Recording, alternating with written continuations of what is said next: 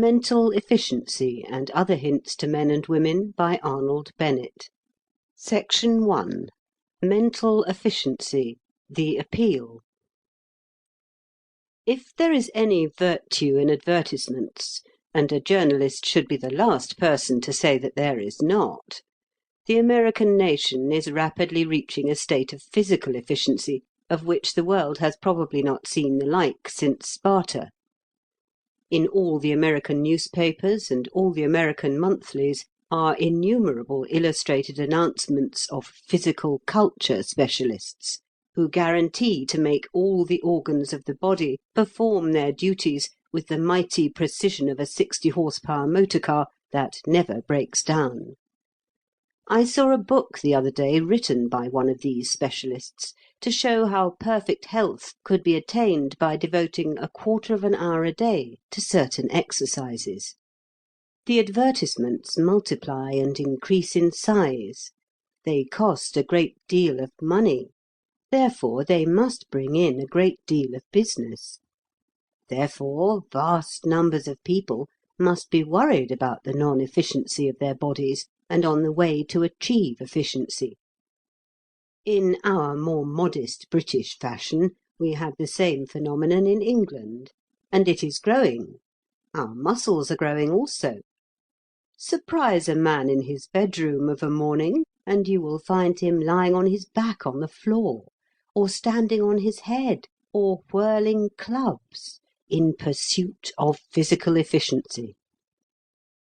I remember that once I went in for physical efficiency myself. I, too, lay on the floor, my delicate epidermis separated from the carpet by only the thinnest of garments, and I contorted myself according to the 15 diagrams of a large chart, believed to be the Magna Carta of physical efficiency, daily after shaving. In 3 weeks, my collars would not meet round my prize fighter's neck. My hosier reaped immense profits, and I came to the conclusion that I had carried physical efficiency quite far enough. A strange thing, was it not, that I never had the idea of devoting a quarter of an hour a day after shaving to the pursuit of mental efficiency? The average body is a pretty complicated affair, sadly out of order, but happily susceptible to culture. The average mind is vastly more complicated, not less sadly out of order, but perhaps even more susceptible to culture. We compare our arms to the arms of the gentleman illustrated in the physical efficiency advertisement, and we murmur to ourselves the classic phrase, "This will never do." And we set about developing the muscles of our arms until we can show them off, through a frock-coat, to women at afternoon tea. But it does not, perhaps, occur to us that the mind has its muscles, and a lot of apparatus besides, and that these invisible yet paramount mental organs are far less efficient than they ought to be, that some of them are atrophied, others starved, others out of shape, etc. A man of sedentary occupation goes for a very long walk on Easter Monday, and in the evening is so exhausted that he can scarcely eat. He wakes up to the inefficiency of his body, caused by his neglect of it, and he is so shocked that he determines on remedial measures. Either he will walk to the office, or he will play golf, or he will execute the post-shaving exercises. But let the same man, after a prolonged sedentary course of newspapers, magazines, and novels, take his mind out for a stiff climb among the rocks of a scientific, philosophic, or artistic subject. What will he do? Will he stay out all day and return in the evening too tired even to read his paper? Not he! It is 10 to 1 that, finding himself puffing for breath after a quarter of an hour, he won't even persist till he gets his second wind, but will come back at once. Will he remark with genuine concern that his mind is sadly out of condition, and that he really must do something to get it into order. Not he. It is 100 to 1 that he will tranquilly accept the status quo without shame and without very poignant regret. Do I make my meaning clear? I say without a very poignant regret, because a certain vague regret is indubitably caused by realizing that one is handicapped by a mental inefficiency which might, without too much difficulty, be cured. That vague regret exudes like a vapour from the more cultivated section of the public. It is to be detected everywhere, and especially among people who are near the halfway house of life. They perceive the existence of immense quantities of knowledge, not the smallest particle of which will they ever make their own. They stroll forth from their orderly dwellings on a starlit night, and feel dimly the wonder of the heavens. But the still small voice is telling them that, though they have read in a newspaper that there are 50,000 stars in the Pleiades, they cannot even point to the Pleiades in the sky. How they would like to grasp the significance of the nebular theory, the most overwhelming of all theories. And the years are passing, and there are 24 hours in every day, out of which they work only 6 or 7. And it needs only an impulse, an effort, a system, in order gradually to cure the mind of its slackness, to give tone to its muscles, and to enable it to grapple with the splendours of knowledge and sensation that await it. But the regret is not poignant enough. They do nothing. They go on doing nothing. It is as though they passed for ever along the length of an endless table filled with delicacies, and could not stretch out a hand to seize. Do I exaggerate? Is there not, deep in the consciousness of most of us, a mournful feeling that our minds are like the liver of the advertisement, sluggish, and that for the sluggishness of our minds there is the excuse neither of incompetence, nor of lack of time, nor of lack of opportunity, nor of lack of means? Why does not some mental efficiency specialist come forward and show us how to make our minds do the work which our minds are certainly capable of doing? I do not mean a quack. All the physical efficiency specialists who advertise largely are not quacks. Some of them achieve very genuine results. If a course of treatment can be devised for the body, a course of treatment can be devised for the mind. Thus we might realize some of the ambitions which all of us cherish in regard to the utilization in our spare time of that magnificent machine which we allow to rust within our craniums. We have the desire to perfect ourselves, to round off our careers with the graces of knowledge and taste.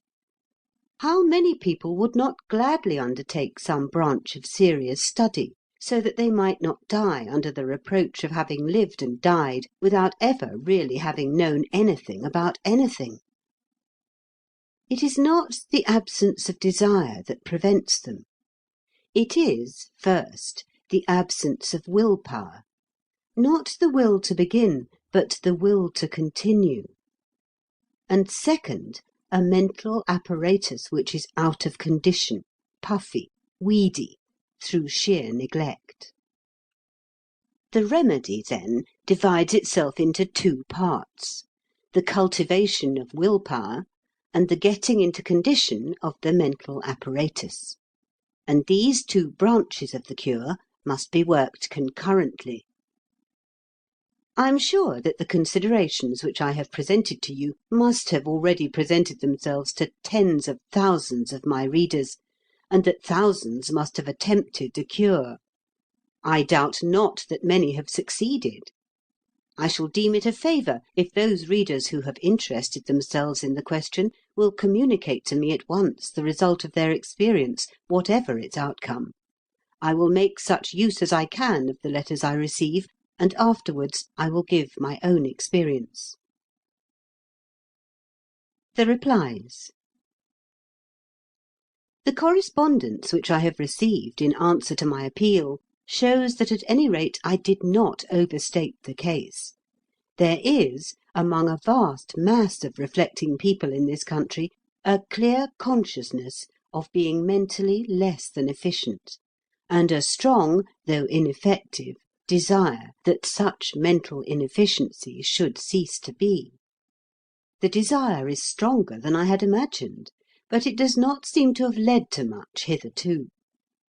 And that course of treatment for the mind, by means of which we are to realize some of the ambitions which all of us cherish in regard to the utilization in our spare time of the magnificent machine which we allow to rust within our craniums, that desiderated course of treatment has not apparently been devised by anybody. The Sandow of the brain has not yet loomed up above the horizon. On the other hand, there appears to be a general expectancy that I personally am going to play the role of the Sandow of the brain. Vain thought! I have been very much interested in the letters, some of which, as a statement of the matter in question, are admirable. It is perhaps not surprising that the best of them come from women, for, genius apart, woman is usually more touchingly lyrical than man in the yearning for the ideal. The most enthusiastic of all the letters I have received, however, is from a gentleman whose notion is that we should be hypnotized into mental efficiency. After advocating the establishment of "an institution of practical psychology, from whence there can be graduated, fit and proper people, whose efforts would be in the direction of the subconscious mental mechanism of the child, or even the adult," this hypnotist proceeds, "between the academician, whose speciality is an inconsequential cobweb, the medical man who has got it into his head that he is the logical foster-father for psychonomical matters, and the blatant professor who deals with monkey tricks on a few somnambules on the music-hall stage, you are allowing to go unrecognized one of the most potent factors of mental development." Am I? I have not the least idea what this gentleman means, but I can assure him that he is wrong. I can make more sense out of the remarks of another correspondent, who, utterly despising the things of the mind, compares a certain class of young men to "a halfpenny bloater with the row out," and asserts that he himself "got out of the groove" by dint of having to unload 10 tons of coal in 3 hours and a half every day during several years. This is interesting and it is constructive, but it is just a little beside the point. A lady whose optimism is indicated by her pseudonym, Espérance, puts her finger on the spot, or rather on one of the spots, in a very sensible letter. "It appears to me," she says, "that the great cause of mental inefficiency is lack of concentration, perhaps especially in the case of women. I can trace my chief failures to this cause.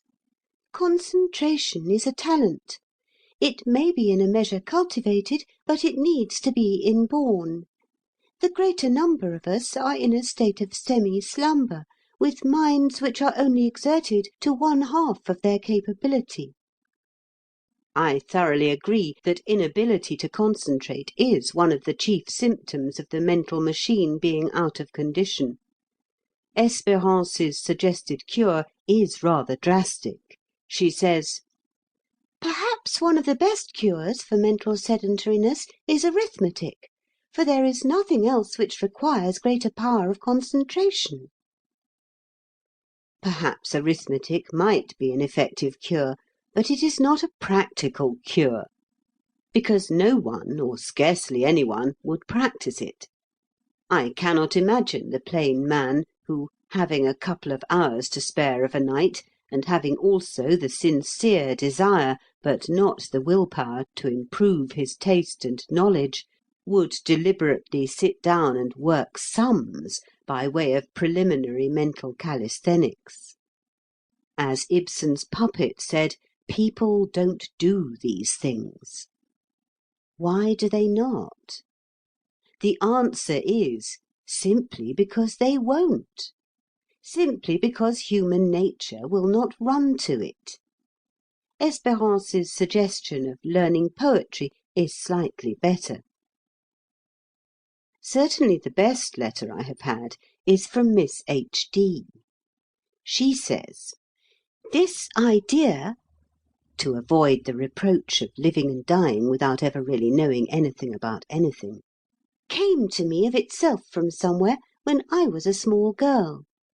And, looking back, I fancy that the thought itself spurred me to do something in this world, to get into line with people who did things, people who painted pictures, wrote books, built bridges, or did something beyond the ordinary. This only has seemed to me, all my life since, worth while." Here I must interject that such a statement is somewhat sweeping. In fact, it sweeps a whole lot of fine and legitimate ambitions straight into the rubbish heap of the not worth while.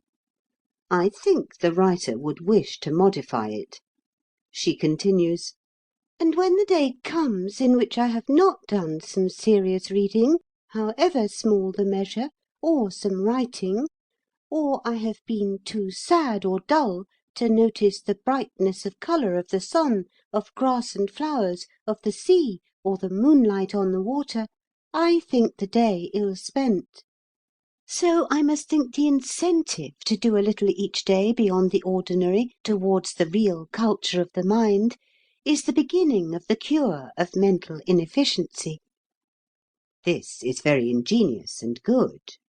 Further, "The day comes when the mental habit has become a part of our life, and we value mental work for the work's sake." But I am not sure about that. For myself, I have never valued work for its own sake, and I never shall. And I only value such mental work for the more full and more intense consciousness of being alive which it gives me. Miss H.D.'s remedies are vague.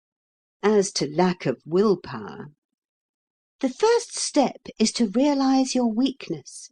The next step is to have ordinary shame that you are defective." I doubt, I gravely doubt, if these steps would lead to anything definite. Nor is this very helpful. I would advise reading, observing, writing. I would advise the use of every sense and every faculty by which we at last learn the sacredness of life. This is begging the question. If people, by merely wishing to do so, could regularly and seriously read, observe, write, and use every faculty and sense, there would be very little mental inefficiency. I see that I shall be driven to construct a programme out of my own bitter and ridiculous experiences. The cure. But tasks in hours of insight willed can be through hours of gloom fulfilled. The above lines from Matthew Arnold are quoted by one of my very numerous correspondents to support a certain optimism in this matter of a systematic attempt to improve the mind. They form part of a beautiful and inspiring poem, but I gravely fear that they run counter to the vast mass of earthly experience. More often than not, I have found that a task willed in some hour of insight cannot be fulfilled through hours of gloom. No, no, and no. To will is easy. It needs but the momentary bright contagion of a stronger spirit than one's own. To fulfil, morning after morning, or evening after evening, through months and years, This is the very dickens, and there is not one of my readers that will not agree with me.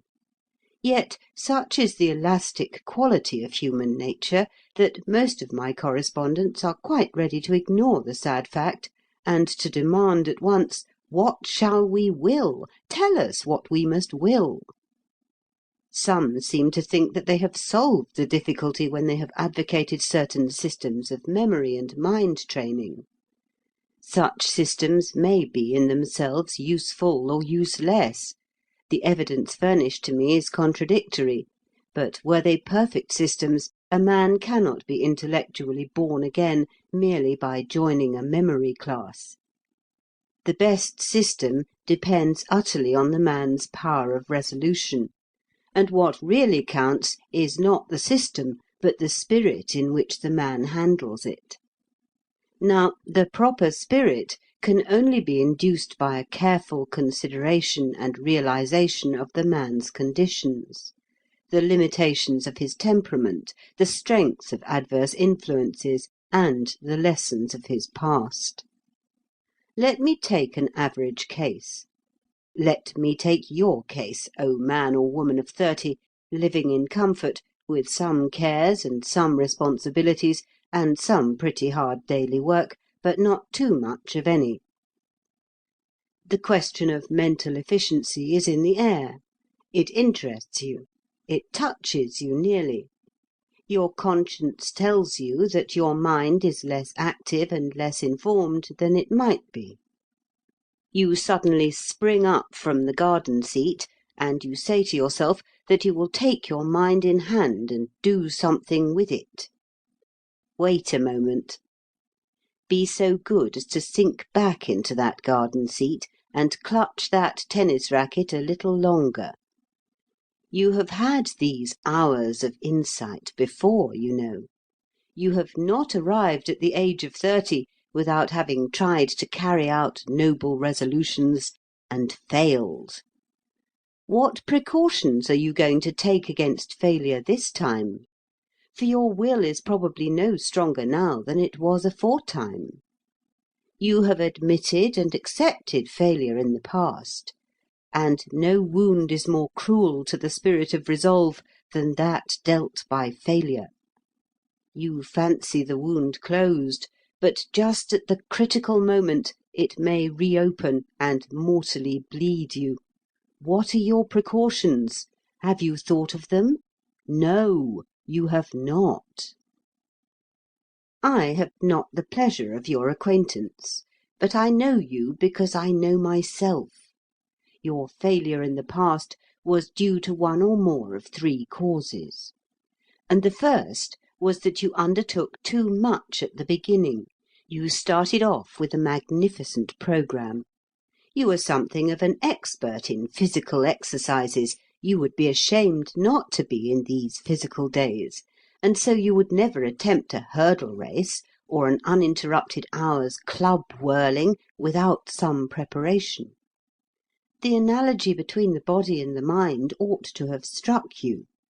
This time, please do not form an elaborate programme. Do not form any programme. Simply content yourself with a preliminary canter, a ridiculously easy preliminary canter. For example, and I give this merely as an example, you might say to yourself, "Within 1 month from this date, I will read twice Herbert Spencer's little book on education, 6d, and will make notes in pencil inside the back cover of the things that particularly strike me." You remark that that is nothing, that you can do it on your head, and so on. Well, do it. When it is done, you will at any rate possess the satisfaction of having resolved to do something and having done it. Your mind will have gained tone and healthy pride. You will be even justified in setting yourself some kind of a simple programme to extend over 3 months. And you will have acquired some general principles by the light of which to construct the programme. But best of all, you will have avoided failure, that dangerous wound.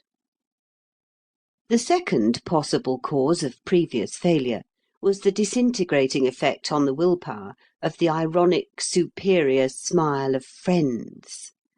Whenever a man turns over a new leaf, he has this inane giggle to face. The drunkard may be less ashamed of getting drunk than of breaking to a crony the news that he has signed the pledge. Strange, but true. And human nature must be counted with.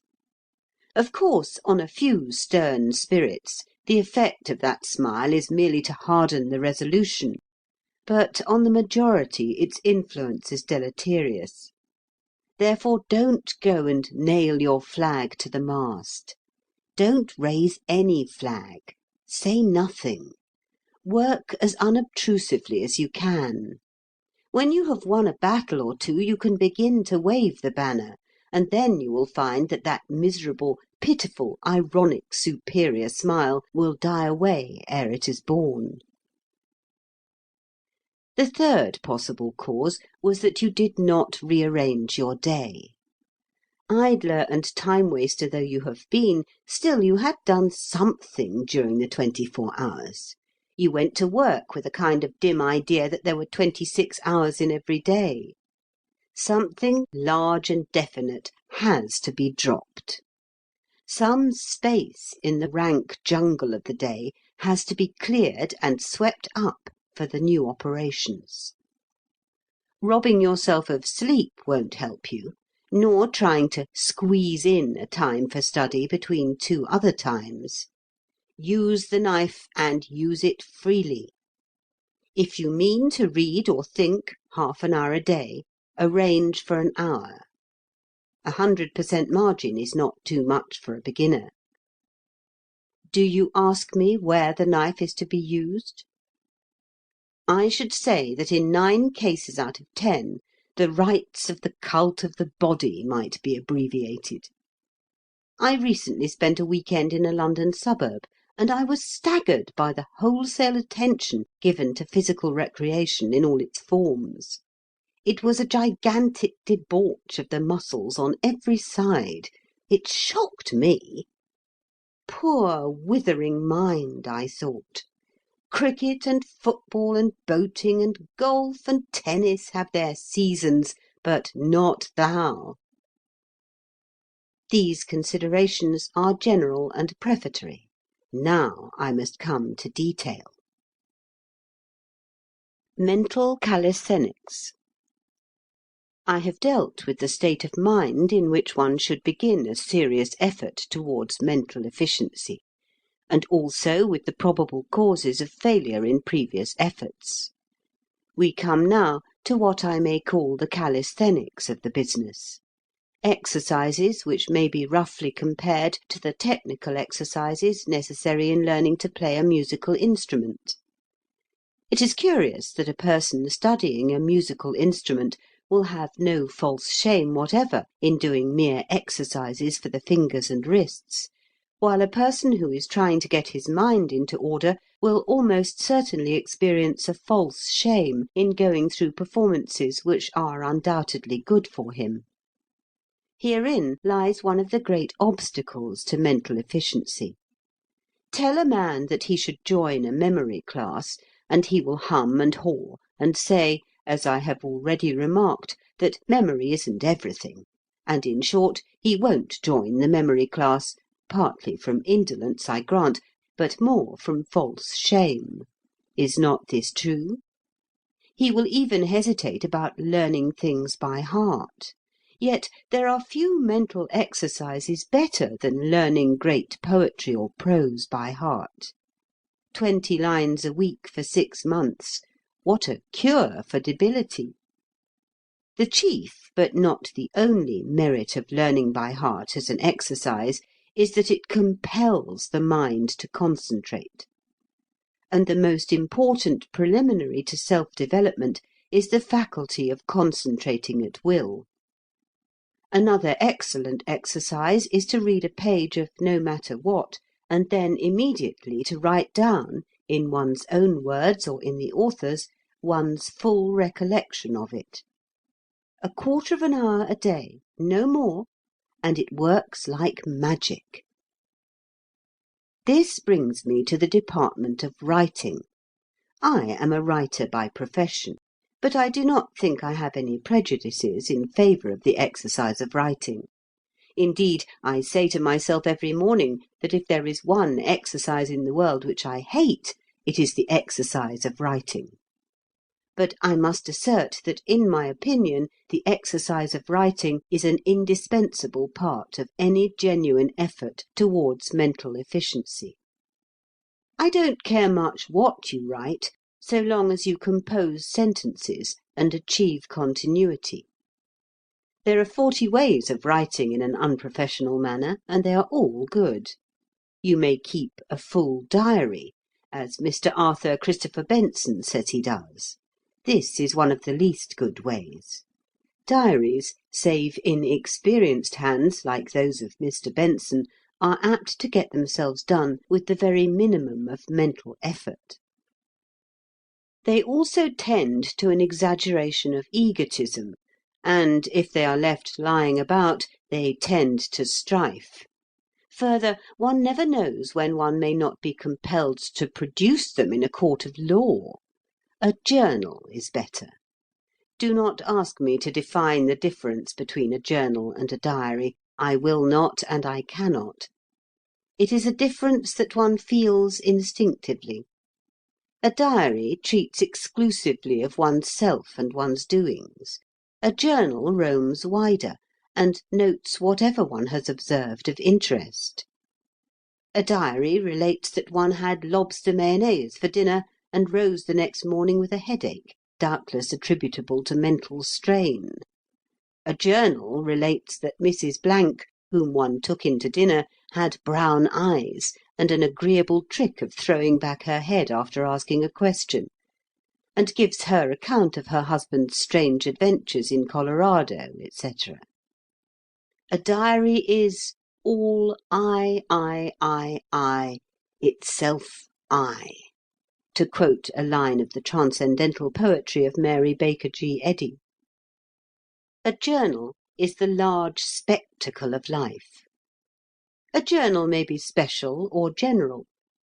I know a man who keeps a journal of all cases of current superstition which he actually encounters. He began it without the slightest suspicion that he was beginning a document of astounding interest and real scientific value, but such was the fact. In default of a diary or a journal, one may write essays, provided one has the moral courage. Or one may simply make notes on the book one reads. Or one may construct anthologies of passages which have made an individual and particular appeal to one's tastes. Anthology construction is one of the pleasantest hobbies that a person who is not mad about golf and bridge, that is to say, a thinking person, can possibly have, and I recommend it to those who, discreetly mistrusting their power to keep up a fast pace from start to finish, are anxious to begin their intellectual course gently and mildly. In any event, writing, the act of writing, is vital to almost any scheme. I would say it was vital to every scheme without exception, were I not sure that some kind correspondent would instantly point out a scheme to which writing was obviously not vital. After writing comes thinking.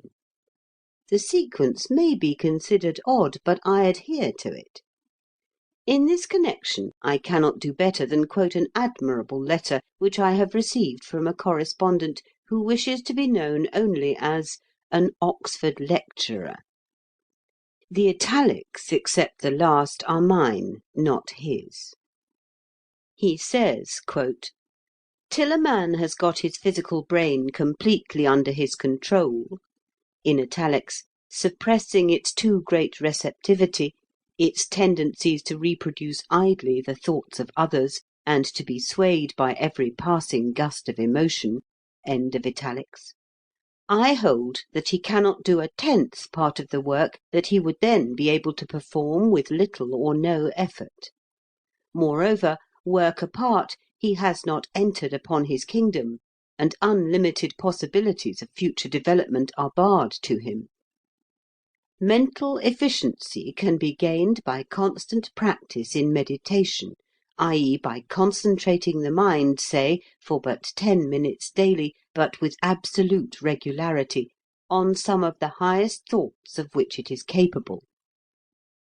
Failures will be frequent, but they must be regarded with simple indifference and dogged perseverance in the path chosen.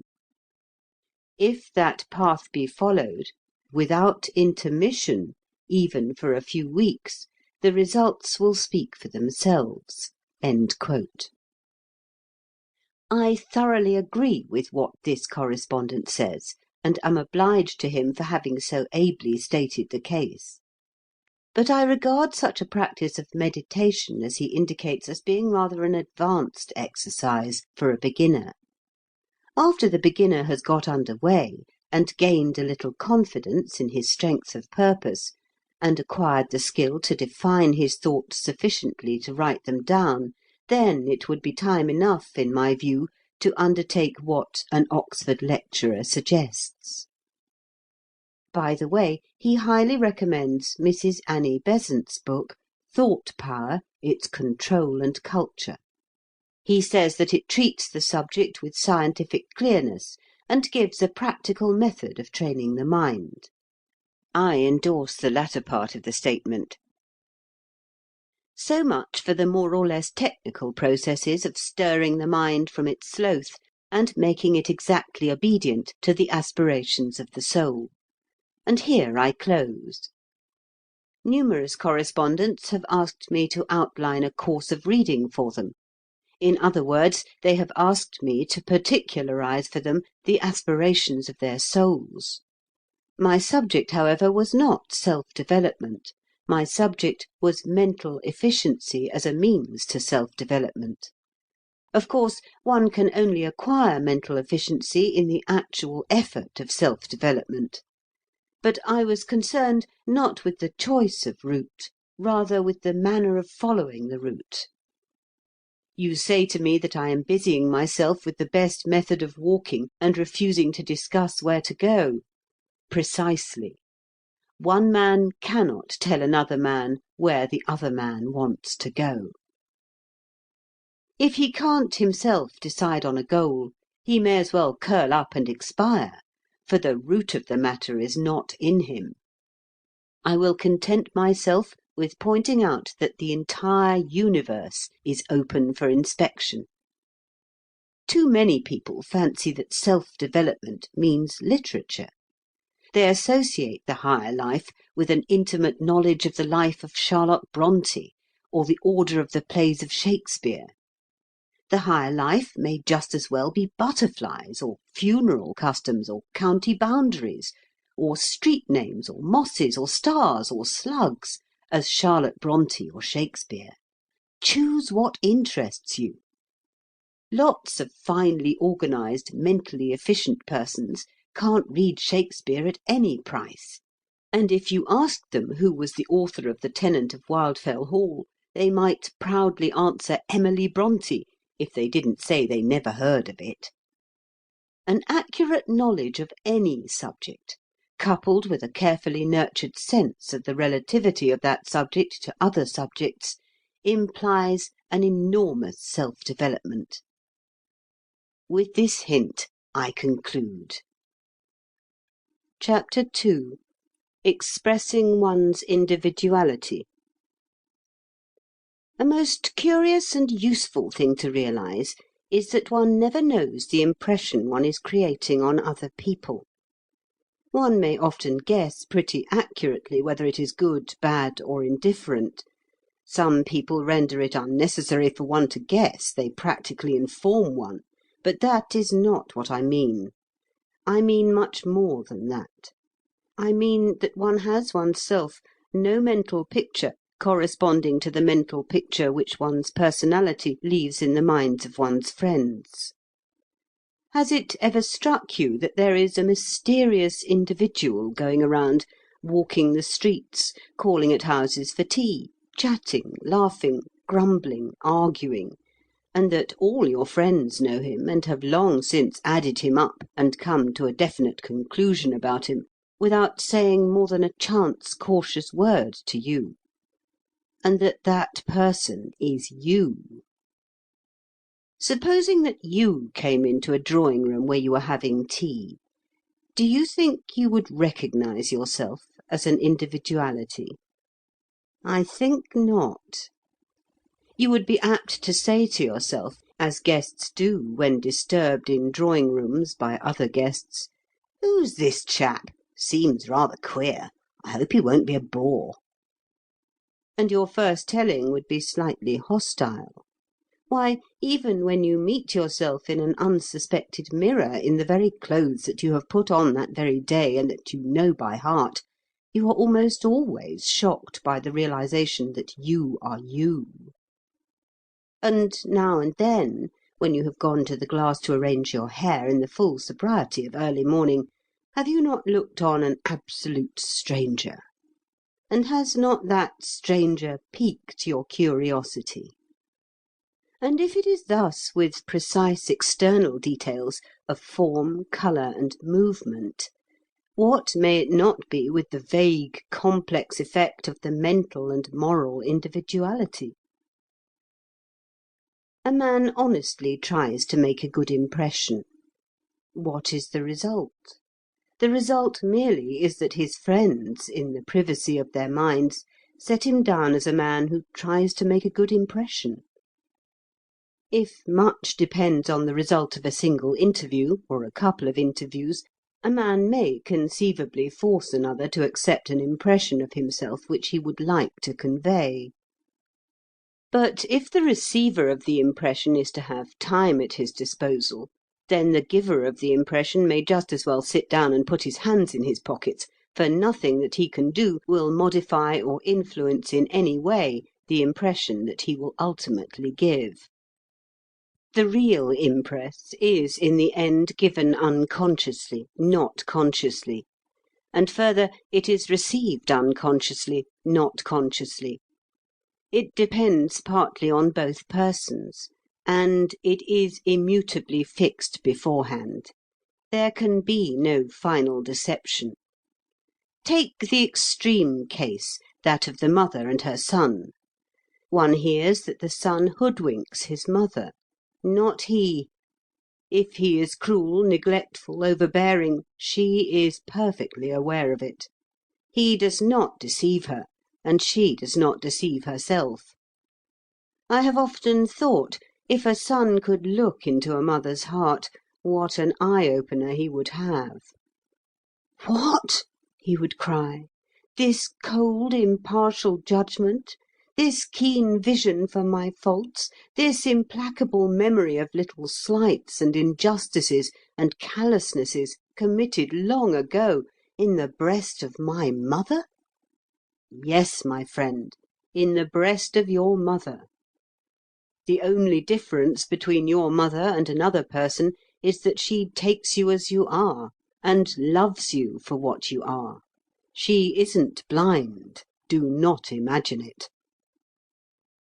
The marvel is, not that people are such bad judges of character, but that they are such good judges, especially of what I may call fundamental character.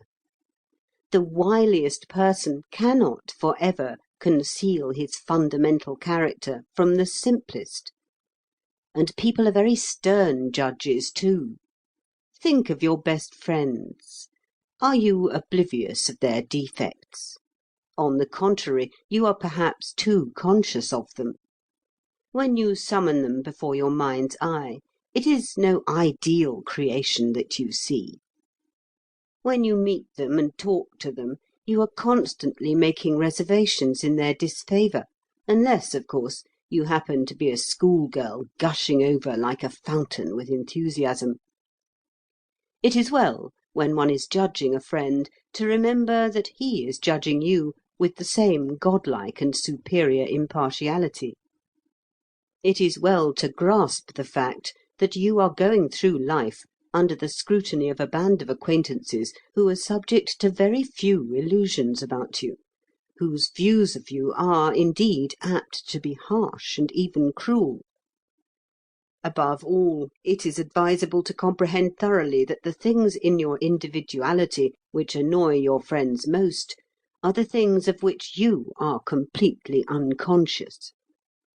It is not until years have passed that one begins to be able to form a dim idea of what one has looked like to one's friends. At 40 one goes back 10 years, and one says sadly, but with a certain amusement, "I must have been pretty blatant then. I can see how I must have exasperated 'em. And yet I hadn't the faintest notion of it at the time. My intentions were of the best, only I didn't know enough."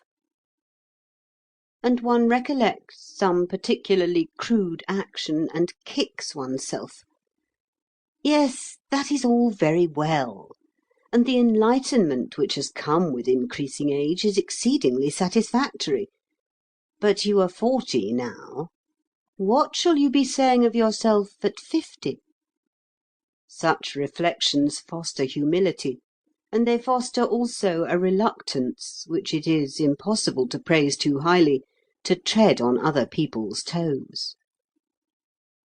A moment ago I used the phrase fundamental character.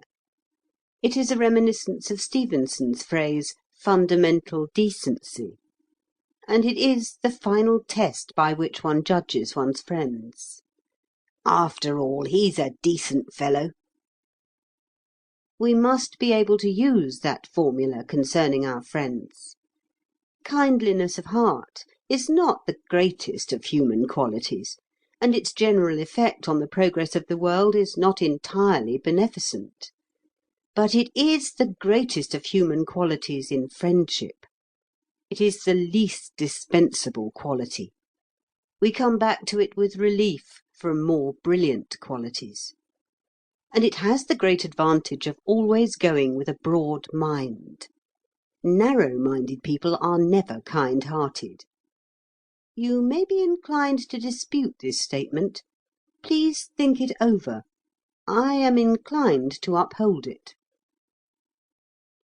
We can forgive the absence of any quality except kindliness of heart.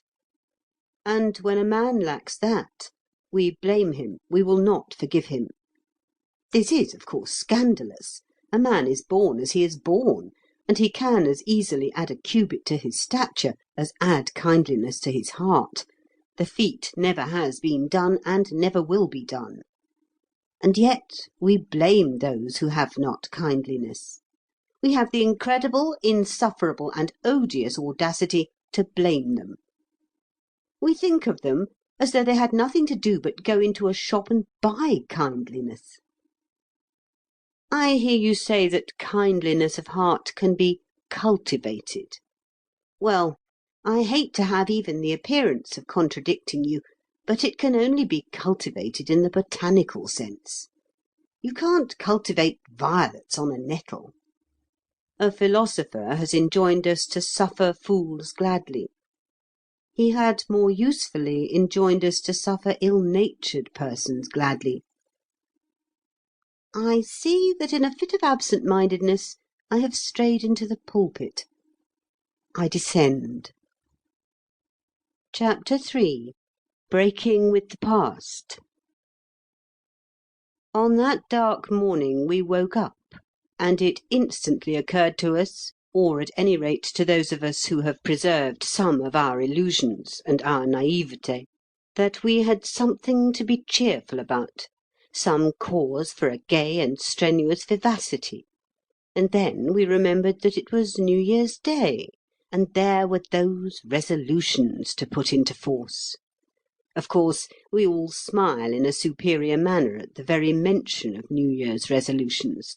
We pretend they are toys for children, and that we have long since ceased to regard them seriously as a possible aid to conduct. But we are such deceivers, such miserable moral cowards, in such terror of appearing naive, that I, for one, am not to be taken in by that smile and that pretence. The individual who scoffs at New Year's resolutions resembles the woman who says she doesn't look under the bed at nights. The truth is not in him. and in the very moment of his lying, could his cranium suddenly become transparent, we should see resolutions burning brightly in his brain, like lamps in Trafalgar Square. Of this I am convinced, that 19/20ths of us got out of bed that morning animated by that special feeling of gay and strenuous vivacity which resolutions alone can produce. And 19/20ths of us were also conscious of a high virtue, forgetting that it is not the making of resolutions, but the keeping of them, which renders pardonable the consciousness of virtue. And at this hour, while the activity of the resolution is yet in full blast, I would wish to insist on the truism, obvious perhaps, but apt to be overlooked, that a man cannot go forward and stand still at the same time. Just as moralists have often animadverted on the tendency to live in the future, so I would animadvert upon the tendency to live in the past. Because all around me I see men carefully tying themselves with an unbreakable rope to an immovable post at the bottom of a hill, and then struggling to climb the hill. If there is one resolution more important than another, it is the resolution to break with the past. If life is not a continual denial of the past, then it is nothing. This may seem a hard and callous doctrine, but you know there are aspects of common sense which decidedly are hard and callous. And one finds constantly in plain common sense persons, O rare and select band, a surprising quality of ruthlessness mingled with softer traits. Have you not noticed it? The past is absolutely intractable. One can't do anything with it. And an exaggerated attention to it is like an exaggerated attention to sepulchres, a sign of barbarism. Moreover, the past is usually the enemy of cheerfulness, and cheerfulness is a most precious attainment. Personally, I could even go so far as to exhibit hostility towards grief, and a marked hostility towards remorse, two states of mind which feed on the past instead of on the present. Remorse, which is not the same thing as repentance, serves no purpose that I have ever been able to discover. What one has done, and there's an end of it. As a great prelate unforgettably said, quote, "Things are what they are, and the consequences of them will be what they will be. Why then attempt to deceive ourselves?" End quote. That remorse for wickedness is a useful and praiseworthy exercise, much better to forget. As a matter of fact, people indulge in remorse. It is a somewhat vicious form of spiritual pleasure. Grief, of course, is different, and it must be handled with delicate consideration.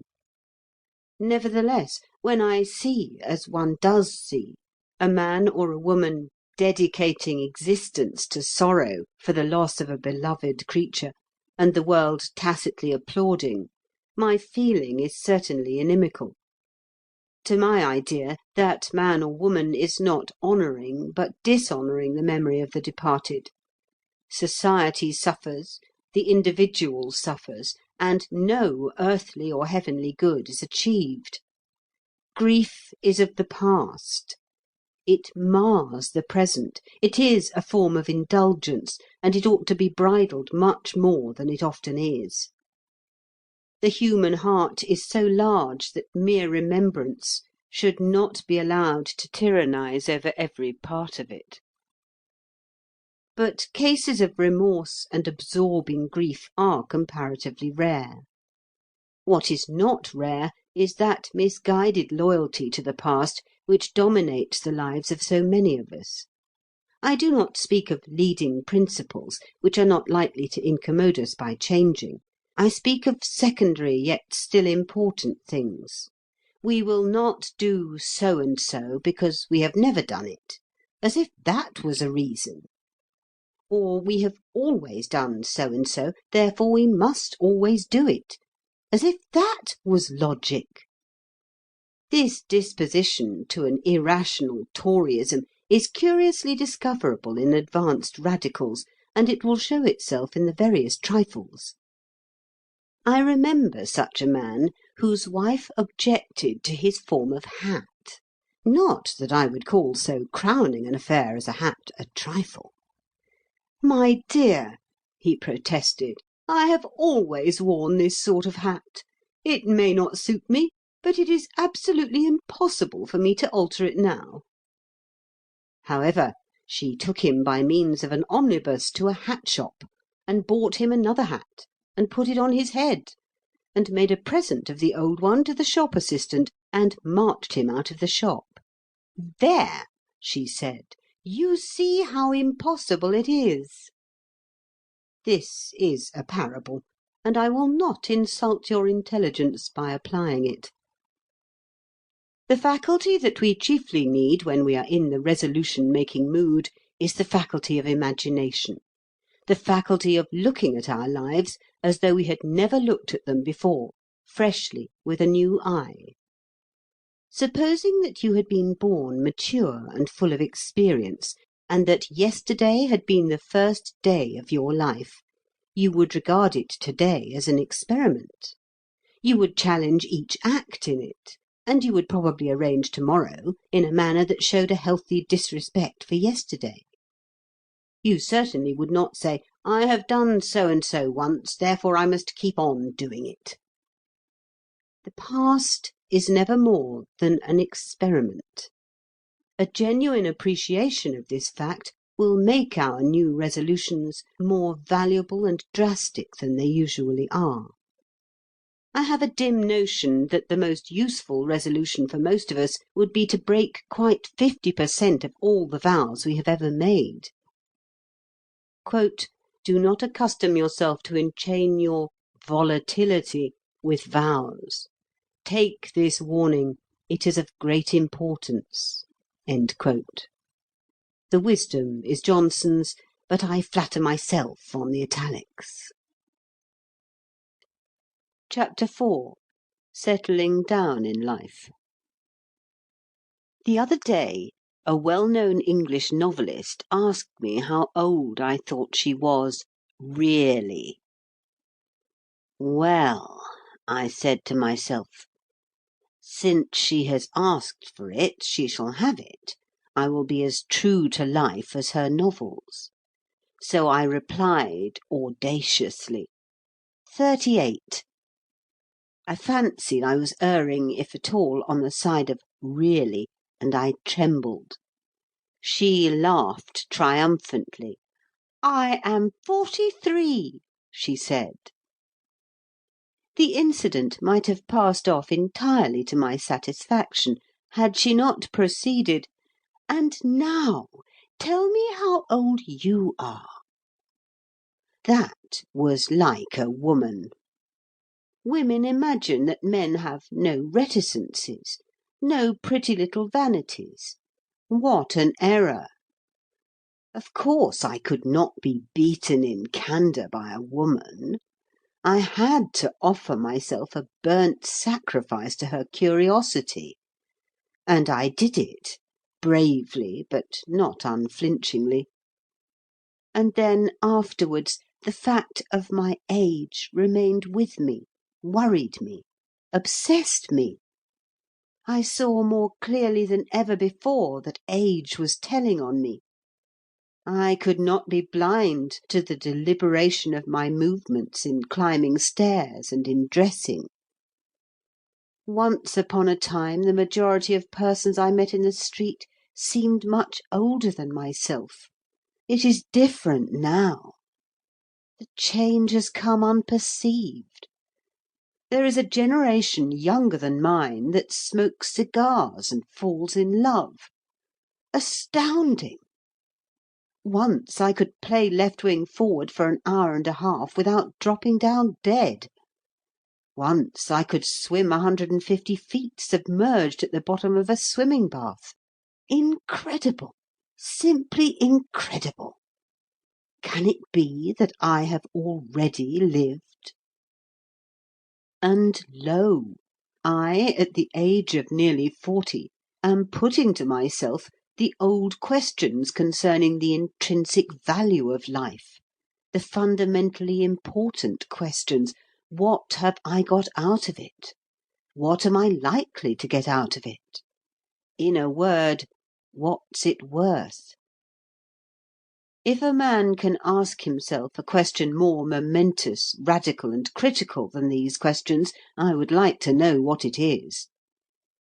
Innumerable philosophers have tried to answer these questions in a general way for the average individual, and possibly they have succeeded pretty well.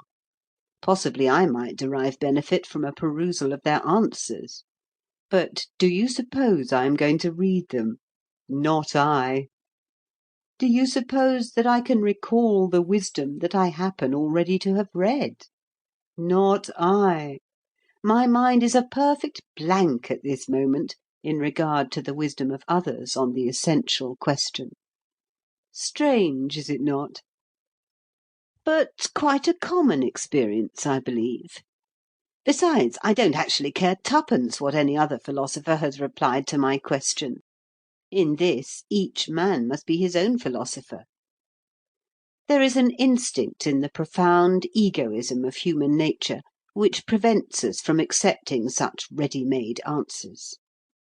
What is it to us what Plato thought? Nothing. And thus the question remains ever new and ever unanswered, and ever of dramatic interest. The singular, the highly singular thing is, and here I arrive at my point, that so few people put the question to themselves in time, that so many put it too late, or even die without putting it. I am firmly convinced that an immense proportion of my instructed fellow creatures do not merely omit to strike the balance sheet of their lives, they omit even the preliminary operation of taking stock. They go on and on and on, buying and selling they know not what, at unascertained prices, dropping money into the till and taking it out. They don't know what goods are in the shop, nor what amount is in the till, but they have a clear impression that the living-room behind the shop is by no means as luxurious and as well ventilated as they would like it to be. And the years pass, and that beautiful furniture and that system of ventilation are not achieved. And then one day they die, and friends come to the funeral and remark, "Dear me, how stuffy this room is, and the shop's practically full of trash." Or, some little time before they are dead, they stay later than usual in the shop one evening, and make up their minds to take stock and count the till, and the disillusion lays them low, and they struggle into the living-room and murmur, "I shall never have that beautiful furniture, and I shall never have that system of ventilation. If I had known earlier, I would have at least got a few inexpensive cushions to go on with, and I would have put my fist through a pane in the window. But it's too late now. I'm used to Windsor chairs, and I should feel the draught horribly." If I were a preacher, and if I hadn't got more than enough to do in minding my own affairs, and if I could look any one in the face and deny that I, too, had pursued for nearly 40 years the great British policy of muddling through and hoping for the best, in short, if things were not what they are, I would hire the Alhambra Theatre or Exeter Hall of a Sunday night, preferably the Alhambra, because more people would come to my entertainment, and I would invite all men and women over 26. I would supply the seething crowd with what they desired in the way of bodily refreshment. Except spirits, I would draw the line at poisons. And having got them and myself into a nice, amiable, expansive frame of mind, I would thus address them, of course in ringing eloquence that John Bright might have envied. "Men and women, I would say. Companions in the universal pastime of hiding one's head in the sand, I am about to impart to you the very essence of human wisdom. It is not abstract. It is a principle of daily application affecting the daily round in its entirety, from the strap hanging on the district railway in the morning to the strap hanging on the district railway the next morning. Beware of hope, and beware of ambition. Each is excellently tonic, like German competition, in moderation. But all of you are suffering from self-indulgence in the first, and very many of you are ruining your constitutions with the second. Be it known unto you, my dear men and women, that existence, rightly considered, is a fair compromise between two instincts: the instinct of hoping one day to live, and the instinct to live here and now. In most of you, the first instinct has simply got the other by the throat and is throttling it. Prepare to live by all means, but for heaven's sake do not forget to live. You will never have a better chance than you have at present. You may think you will have, but you are mistaken. Pardon this bluntness. Surely you are not so naive as to imagine that the road on the other side of that hill there is more beautiful than the piece you are now traversing. Hopes are never realized, for in the act of realization they become something else. Ambitions may be attained, but ambitions attained are rather like burnt coal. 90% of the heat generated has gone up the chimney instead of into the room. Nevertheless, indulge in hopes and ambitions which, though deceiving, are agreeable deceptions. Let them cheat you a little, a lot, but do not let them cheat you too much. This that you are living now is life itself. It is much more life itself than that which you will be living 20 years hence. Grasp that truth, dwell on it, absorb it. Let it influence your conduct to the end that neither the present nor the future be neglected. You search for happiness? Happiness is chiefly a matter of temperament. It is exceedingly improbable that you will, by struggling, gain more happiness than you already possess. In fine, settle down at once into life. Loud cheers. The cheers would, of course, be for the refreshments. There is no doubt that the mass of the audience would consider that I had missed my vocation, and ought to have been a caterer instead of a preacher. But once started, I would not be discouraged. I would keep on Sunday night after Sunday night. Our leading advertisers have richly proved that the public will believe anything if they are told of it often enough. I would practise iteration, always with refreshments.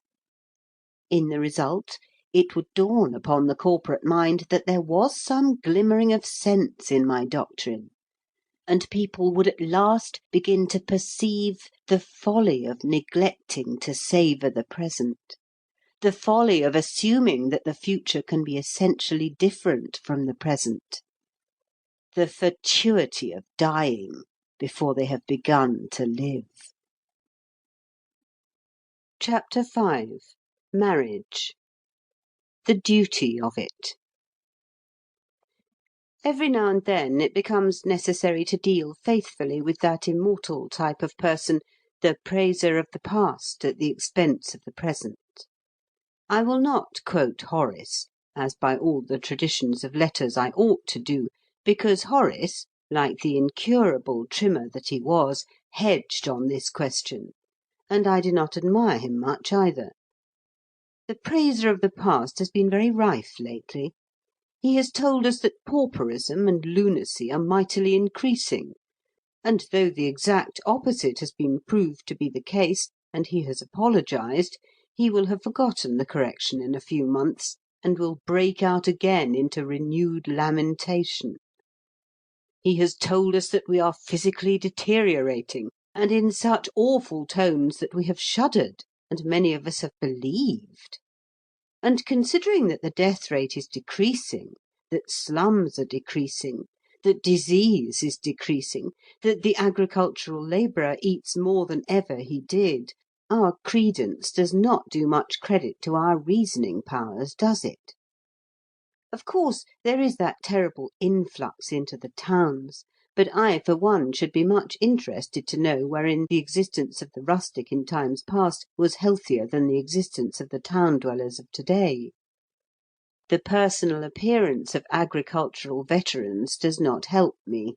They resemble starved bus-drivers twisted out of shape by lightning. But the pièce de résistance of the praiser of the past is now marriage, with discreet hints about the birth rate.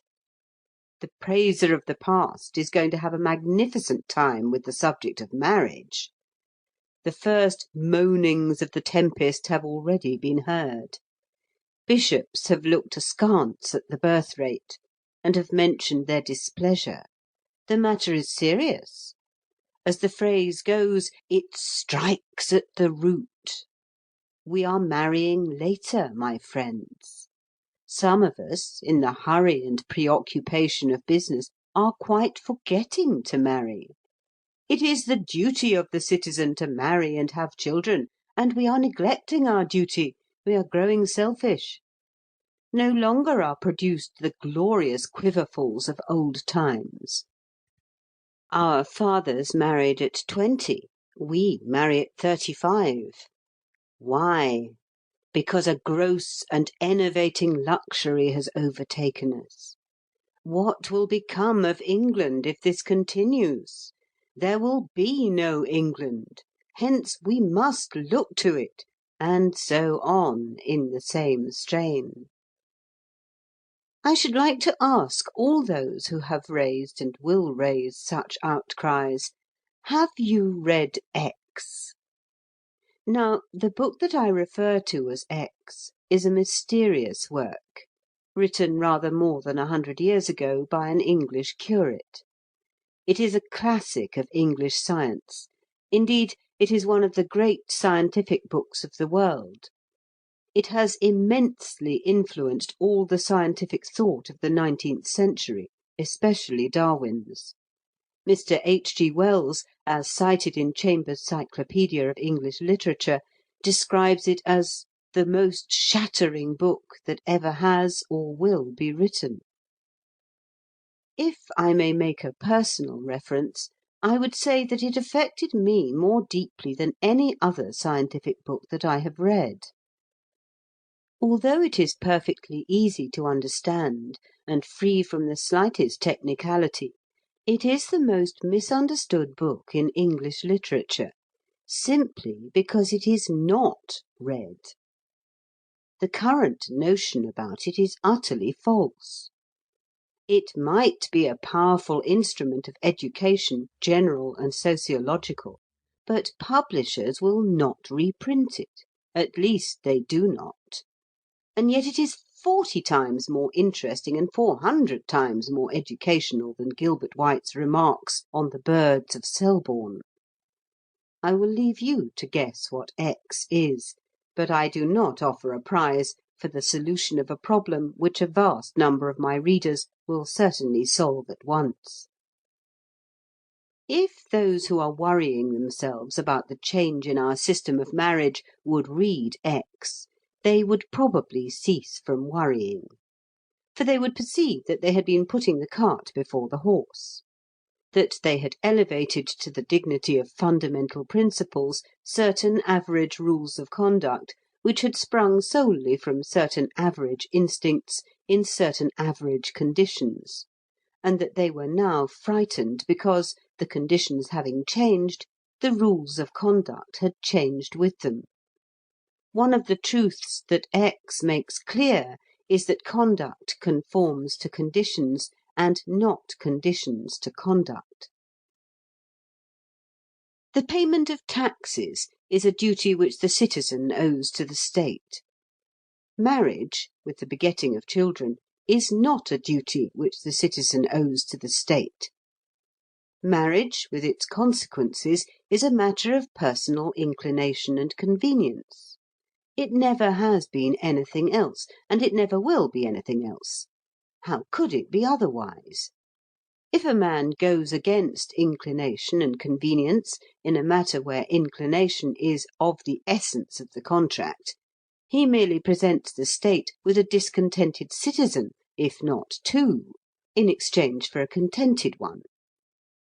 The happiness of the state is the sum of the happiness of all its citizens. To decrease one's own happiness, then, is a singular way of doing one's duty to the state. Do you imagine that when people married early and much, they did so from a sense of duty to the state? A sense of duty which our modern luxury has weakened? I imagine they married simply because it suited 'em. They married from sheer selfishness, as all decent people do marry. And do those who clatter about the duty of marriage kiss the girls of their hearts with an eye to the general welfare? I can fancy them saying, "My angel, I love you," from a sense of duty to the state. Let us rear innumerable progeny from a sense of duty to the state. How charmed the girls would be! If the marrying age changes, if the birth rate shows a sympathetic tendency to follow the death rate, as it must, see X, no one need be alarmed. Elementary principles of right and wrong are not trembling on their bases. The human conscience is not silenced. The nation is not going to the dogs. Conduct is adjusting itself to new conditions, and that is all. We may not be able to see exactly how conditions are changing. That is a detail. Our descendants will see exactly. Meanwhile, the change in our conduct affords us some clue. And although certain nervous persons do get alarmed, and do preach, and do take measures, the rest of us may remain placid in the sure faith that measures will avail nothing whatever. If there are two things set high above legislation, movements, crusades, and preaching, one is the marrying age, and the other is the birth rate. For there the supreme instinct comes along and stamps ruthlessly on all insincere reasonings and sham altruisms, stamps on everything, in fact, and blandly remarks, "I shall suit my own convenience, and no one but Nature herself, with a big, big N, shall talk to me. Don't pester me with right and wrong. I am right and wrong." Having thus attempted to clear the ground a little of fudge, I propose next to offer a few simple remarks on marriage. The adventure of it. Having endeavoured to show that men do not and should not marry from a sense of duty to the state or to mankind, but simply and solely from an egoistic inclination to marry, I now proceed to the individual case of the man who is in a position to marry, and whose affections are not employed. Of course, if he has fallen in love, unless he happens to be a person of extremely powerful will, he will not weigh the pros and cons of marriage, he will merely marry, and 40,000 cons will not prevent him. And he will be absolutely right and justified, just as the straw, as it rushes down the current, is absolutely right and justified. But the privilege of falling in love is not given to everybody, and the inestimable privilege of falling deeply in love is given to few. However, the man whom circumstances permit to marry, but who is not in love, or is only slightly amorous, will still think of marriage. How will he think of it? I will tell you. In the first place, if he has reached the age of 30 unscathed by Aphrodite, he will reflect that that peculiar feeling of romantic expectation with which he gets up every morning would cease to exist after marriage. And it is a highly agreeable feeling. In its stead, in moments of depression, he would have the feeling of having done something irremediable, of having definitely closed an avenue for the outlet of his individuality. Kindly remember that I am not describing what this human man ought to think. I am describing what he does think. In the second place, he will reflect that, after marriage, he could no longer expect the charming welcomes which bachelors so often receive from women. He would be done with as a possibility. And he does not relish the prospect of being done with as a possibility. Such considerations, all connected more or less with the loss of freedom, oh, mysterious and thrilling word, will affect his theoretical attitude. And be it known that even the freedom to be lonely and melancholy is still freedom. Other ideas will suggest themselves. One morning, while brushing his hair, he will see a grey hair, and however young he may be, the anticipation of old age will come to him. A solitary old age. A senility dependent for its social and domestic requirements on condescending nephews and nieces, or even more distant relations. Awful! Unthinkable!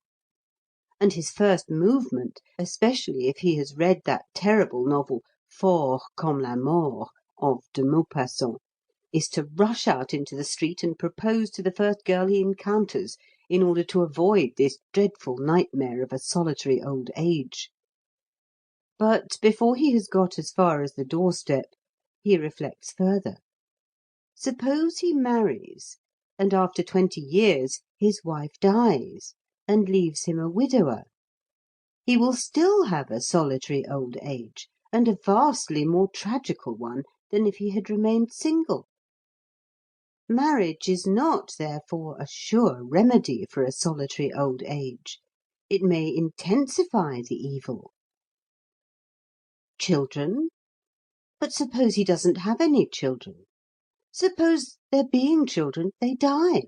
What anguish! Suppose merely that they are seriously ill and recover? What an ageing experience! Suppose they prove a disappointment? What endless regret! Suppose they turn out badly? Children do. What shame! Suppose he finally becomes dependent upon the grudging kindness of an ungrateful child?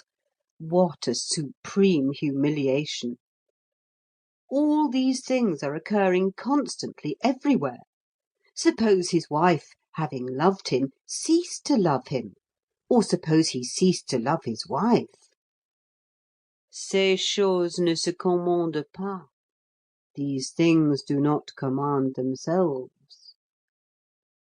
Personally, I should estimate that in not 1% even of romantic marriages are the husband and wife capable of passion for each other after 3 years. So brief is the violence of love. In perhaps 33%, passion settles down into a tranquil affection, which is ideal. In 50% it sinks into sheer indifference, and one becomes used to one's wife or one's husband as to one's other habits. And in the remaining 16%, it develops into dislike or detestation. Do you think my percentages are wrong, you who have been married a long time and know what the world is? Well, you may modify them a little. You won't want to modify them much. The risk of finding oneself ultimately among the 16% can be avoided by the simple expedient of not marrying. And by the same expedient the other risks can be avoided, together with yet others that I have not mentioned. It is entirely obvious, then, in fact, I beg pardon for mentioning it, that the attitude towards marriage of the heart-free bachelor must be at best a highly cautious attitude. He knows he is already in the frying pan, none knows better, but considering the propinquity of the fire, he doubts whether he had not better stay where he is. His life will be calmer, more like that of a hibernating snake. His sensibilities will be dulled, but the chances of poignant suffering will be very materially reduced. So that the bachelor in a position to marry, but not in love, will assuredly decide in theory against marriage. That is to say, if he is timid, if he prefers frying pans, if he is lacking in initiative, if he has the soul of a rat, if he wants to live as little as possible, if he hates his kind, if his egoism is of the miserable sort that dares not mingle with another's. But if he has been more happily gifted, he will decide that the magnificent adventure is worth plunging into. The ineradicable and fine gambling instinct in him will urge him to take, at the first chance, a ticket in the only lottery permitted by the British Government. Because, after all, the mutual sense of ownership felt by the normal husband and the normal wife is something unique, something the like of which cannot be obtained without marriage. I saw a man and a woman at a sale the other day. I was too far off to hear them, but I could perceive they were having a most lively argument. Perhaps it was only about initials on pillow-cases. They were absorbed in themselves.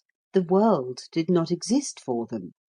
And I thought, what miraculous, exquisite force is it that brings together that strange, sombre, laconic organism in a silk hat and a loose black overcoat, and that strange, bright, vivacious, querulous, irrational organism in brilliant fur and feathers? And when they moved away, the most interesting phenomenon in the universe moved away. And I thought, just as no beer is bad, but some beer is better than other beer, so no marriage is bad. The chief reward of marriage is something which marriage is bound to give: companionship whose mysterious interestingness nothing can stale.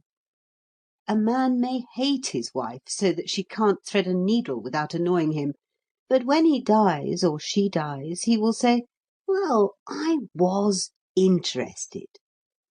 And one always is. Said a bachelor of 46 to me the other night, "Anything is better than the void." The two ways of it. Sabine and other summary methods of marrying being now abandoned by all nice people, there remain two broad general ways. The first is the English way. We let nature take her course. We give heed to the heart's cry. When, amid the hazards and accidents of the world, two souls find each other, we rejoice. Our instinctive wish is that they shall marry, if the matter can anyhow be arranged. We frankly recognize the claim of romance in life, and we are prepared to make sacrifices to it. We see a young couple at the altar. They are in love. Good. They are poor. So much the worse. But nevertheless, we feel that love will pull them through. The revolting French system of bargain and barter is the one thing that we can neither comprehend nor pardon in the customs of our great neighbours. We endeavour to be polite about that system. We simply cannot. It shocks our finest, tenderest feelings. It is so obviously contrary to nature. The second is the French way, just alluded to as bargain and barter. Now, If there is one thing a Frenchman can neither comprehend nor pardon in the customs of a race so marvellously practical and sagacious as ourselves, it is the English marriage system. He endeavours to be polite about it, and he succeeds. But it shocks his finest, tenderest feelings. He admits that it is in accordance with nature, but he is apt to argue that the whole progress of civilization has been the result of an effort to get away from nature. What? Leave the most important relation into which a man can enter to the mercy of chance, when a mere gesture may arouse passion, or the colour of a corsage induce desire? No, you English, you who are so self-controlled, you are not going seriously to defend that. You talk of love as though it lasted for ever. You talk of sacrificing to love.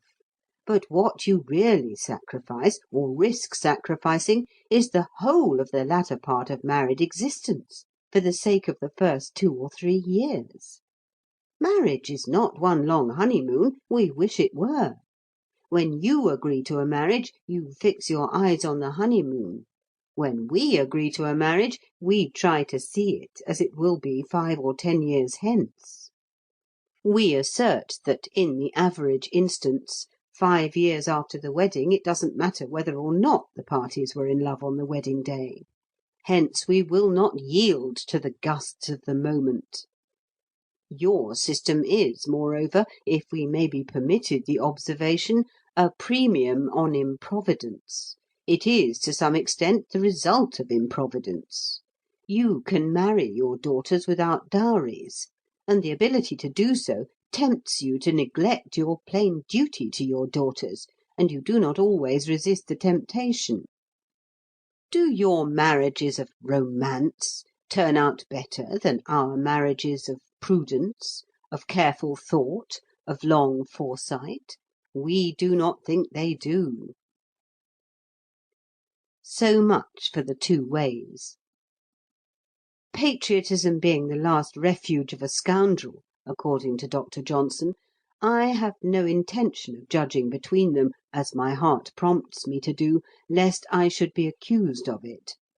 Nevertheless, I may hint that, while perfectly convinced by the admirable logic of the French, I am still, with the charming illogicalness of the English, in favour of romantic marriages, it being, of course, understood that dowries ought to be far more plentiful than they are in England.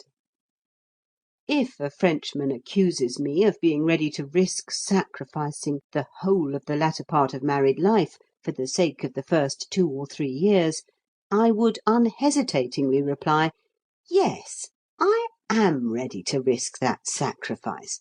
I reckon the first 2 or 3 years are worth it. But then I am English, and therefore romantic by nature. Look at London, that city whose outstanding quality is its romantic quality. And look at the Englishwomen going their ways in the wonderful streets thereof.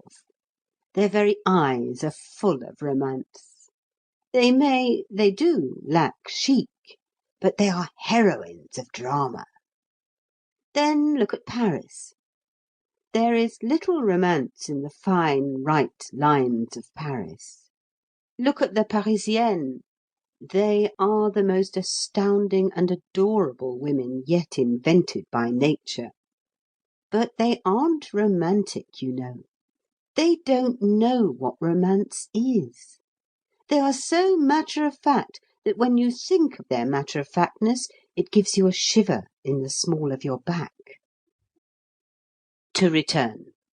One may view the two ways in another light. Perhaps the difference between them is, fundamentally, less a difference between the ideas of two races than a difference between the ideas of two times of life. And in France, the elderly attitude predominates. As people get on in years, even English people, they are more and more in favour of the marriage of reason as against the marriage of romance. Young people, even French people, object strongly to the theory and practice of the marriage of reason. But with them The unique and precious ecstasy of youth is not past, whereas their elders have forgotten its savour. Which is right? No one will ever be able to decide. But neither the one system nor the other will apply itself well to all or nearly all cases. There have been thousands of romantic marriages in England of which it may be said that it would have been better had the French system been in force to prevent their existence. And equally, thousands of possible romantic marriages have been prevented in France, which, had the English system prevailed there, would have turned out excellently. The prevalence of dowries in England would not render the English system perfect, for it must be remembered that money is only one of several ingredients in the French marriage, but it would considerably improve it. However, we are not a provident race, and we are not likely to become one, so our young men must reconcile themselves to the continued absence of dowries. The reader may be excused for imagining that I am at the end of my remarks. I am not. All that precedes is a mere preliminary to what follows. I want to regard the case of the man who has given the English system a fair trial and found it futile. Thus we wait on chance in England. We wait for love to arrive. Suppose it doesn't arrive. Where is the English system then? Assume that a man in a position to marry reaches 35 or 40 without having fallen in love. Why should he not try the French system for a change? Any marriage is better than none at all. Naturally, in England, he couldn't go up to the chosen fair and announce, "I am not precisely in love with you, but will you marry me?" He would put it differently. And she would understand. And do you think she would refuse? Chapter 6. Books. The physical side. The chief interest of many of my readers is, avowedly, books. They probably do, profess other interests, but they are primarily bookmen. And when one is a bookman during about 23 3/4 hours in every day. Now, bookmen are capable of understanding things about books which cannot be put into words. They are not like mere subscribers to circulating libraries. For them a book is not just a book. It is a book. If these lines should happen to catch the eye of any persons not bookmen, such persons may imagine that I am writing nonsense, but I trust that the bookman will comprehend me. And I venture, then, to offer a few reflections upon an aspect of modern bookishness that is becoming more and more actual as the enterprise of publishers and the beneficent effects of education grow and increase together. I refer to popular editions of classics. Now, I am very grateful to the devisers of cheap and handy editions. The first book I ever bought was the first volume of the first modern series of presentable and really cheap reprints, namely Macaulay's Warren Hastings in Cassell's National Library, 6d. in cloth. That foundation stone of my library has unfortunately disappeared beneath the successive deposits. But another volume of the same series, F. T. Palgrave's Visions of England, an otherwise scarce book, still remains to me through the vicissitudes of 17 years of sale, purchase, and exchange, and I would not care to part with it. I have over 200 volumes of that inestimable and incomparable series, the Temple Classics, besides several hundred assorted volumes of various other series.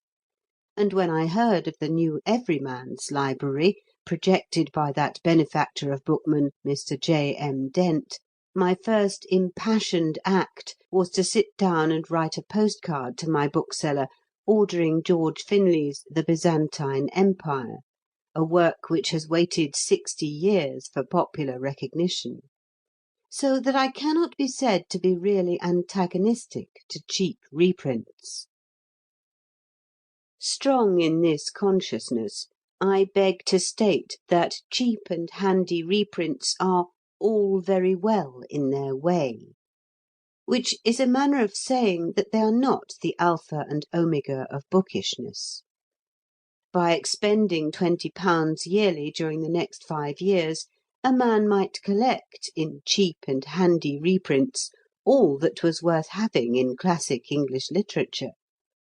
But I, for one, would not be willing to regard such a library as a real library. I would regard it as only a cheap edition of a library. There would be something about it that would arouse in me a certain benevolent disdain, even though every volume was well printed on good paper and inoffensively bound. Why? Well, although it is my profession in life to say what I feel in plain words, I do not know that in this connection I can say what I feel in plain words. I have to rely on a sympathetic comprehension of my attitude in the bookish breasts of my readers. In the first place, I have an instinctive antipathy to a series. I do not want the Golden Legend and the Essays of Elia uniformed alike in a regiment of books.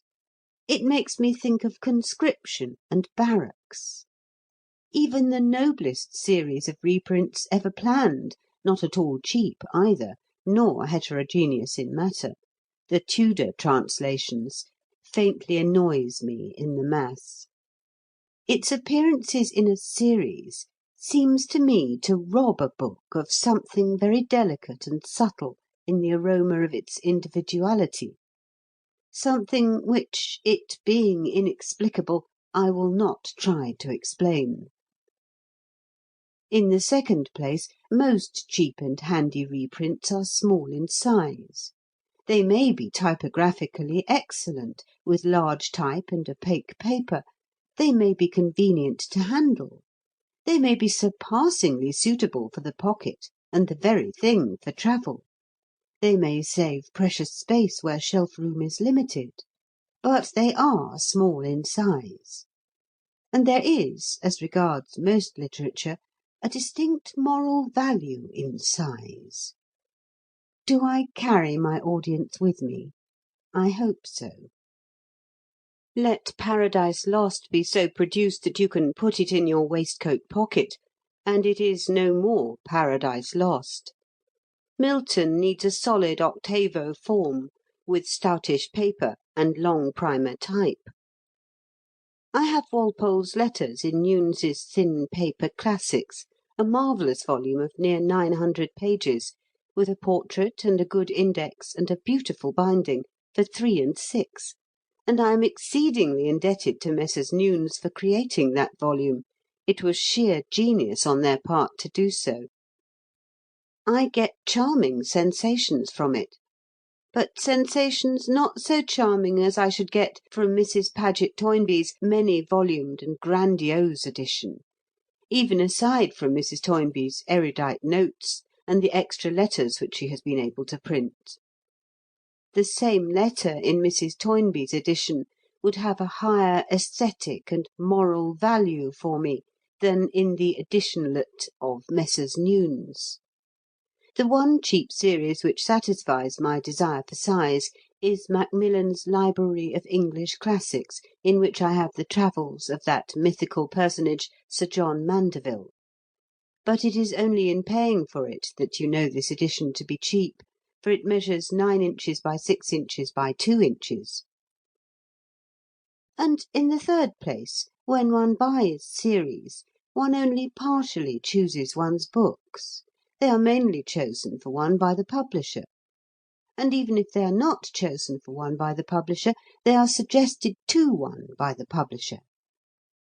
Not so does the genuine bookman form his library. The genuine bookman begins by having specific desires. His study of authorities gives him a demand, and the demand forces him to find the supply. He does not let the supply create the demand. Such a state of affairs would be almost humiliating, almost like the parvenu who calls in the wholesale furnisher and decorator to provide him with a home. A library must be, primarily, the expression of the owner's personality. Let me assert again that I am strongly in favour of cheap series of reprints. Their influence, though not the very finest, is indisputably good. They are as great a boon as cheap bread. They are indispensable where money or space is limited, and in travelling. They decidedly help to educate a taste for books that are neither cheap nor handy, and the most luxurious collectors may not afford to ignore them entirely. But they have their limitations, their disadvantages. They cannot form the backbone of a proper library. They make, however, admirable embroidery to a library. My own would look rather plain if it was stripped of them. The philosophy of book buying. For some considerable time I have been living, as regards books, with the minimum of comfort and decency, with, in fact, the bare necessaries of life, such necessaries being, in my case, sundry dictionaries, Boswell, an atlas, Wordsworth, an encyclopaedia, Shakespeare, Whitaker, some de Maupassant, a poetical anthology, Verlaine, Baudelaire, a natural history of my native county, an old directory of my native town, Sir Thomas Browne, Poe, Walpole's letters, and a book of memoirs that I will not name. A curious list, you will say. Well, never mind. We do not all care to eat beefsteak and chipped potatoes off an oak table, with a foaming quart to the right hand. We have our idiosyncrasies. The point is that I existed on the bare necessaries of life, very healthy, doctors say, for a long time. And then, just lately, I summoned energy and caused 1,500 volumes to be transported to me, and I arranged them on shelves, and I rearranged them on shelves, and I left them to arrange themselves on shelves. Well, you know, the way that I walk up and down in front of these volumes, whose faces I had half forgotten, is perfectly infantile. It is like the way of a child at a menagerie. There, in its cage, is that 1839 edition of Shelley, edited by Mrs. Shelley, that I once nearly sold to the British Museum because the keeper of printed books thought he hadn't got a copy, only he had. And there, in a cage by himself, because of his terrible hugeness, is the 1652 Paris edition of Montaigne's Essays. And so I might continue, and so I would continue, were it not essential that I come to my argument. Do you suppose that the presence of these books, after our long separation, is making me read more than I did? Do you suppose I am engaged in looking up my favourite passages? Not a bit. The other evening I had a long tram journey, and before starting I tried to select a book to take with me. I couldn't find one to suit just the tram mood. As I had to catch the tram, I was obliged to settle on something, and in the end I went off with nothing more original than Hamlet, which I am really too familiar with. Then I bought an evening paper, and read it all through, including advertisements. So I said to myself, this is a nice result of all my trouble to resume company with some of my books. However, as I have long since ceased to be surprised at the eccentric manner in which human nature refuses to act as one would have expected it to act, I was able to keep calm and unashamed during this extraordinary experience. And I am still walking up and down in front of my books, and enjoying them without reading them. I wish to argue that a great deal of cant is talked and written about reading. Papers such as the Athenæum which nevertheless I peruse with joy from end to end every week, can scarcely notice a new edition of a classic without expressing in a grieved and pessimistic tone the fear that more people buy these agreeable editions than read them. And if it is so, what then? Are we only to buy the books that we read? The question has merely to be thus bluntly put, and it answers itself. All impassioned bookmen, except a few who devote their whole lives to reading, have rows of books on their shelves which they have never read, and which they never will read. I know that I have hundreds such. My eye rests on the works of Berkeley in 3 volumes, with a preface by the Right Honourable Arthur James Balfour. I cannot conceive the circumstances under which I shall ever read Berkeley. But I do not regret having bought him in a good edition, and I would buy him again if I had him not. For when I look at him, some of his virtue passes into me. I am the better for him. A certain aroma of philosophy informs my soul, and I am less crude than I should otherwise be. This is not fancy, but fact.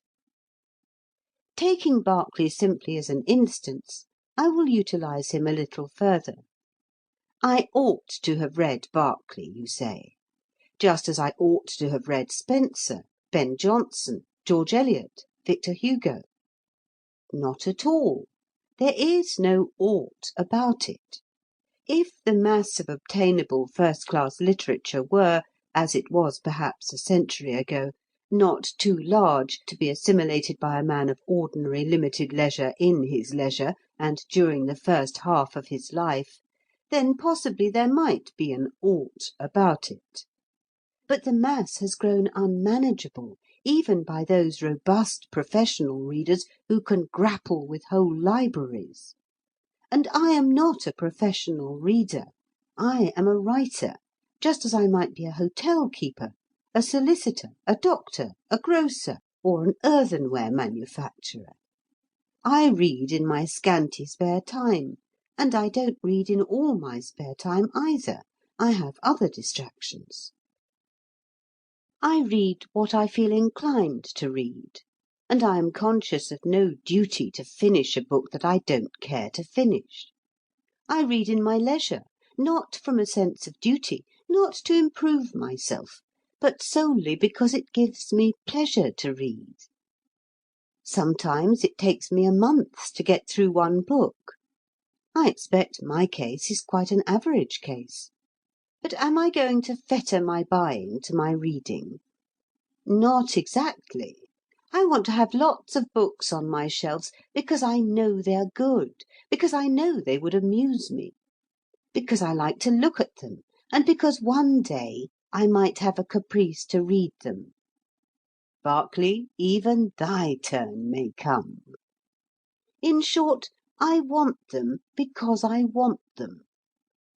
And shall I be deterred from possessing them by the fear of some sequestered and singular person, some person who has read vastly, but who doesn't know the difference between a J.S. Muria cigar and an R.P. Muria, strolling in and bullying me with the dreadful query, "Sir, do you read your books?"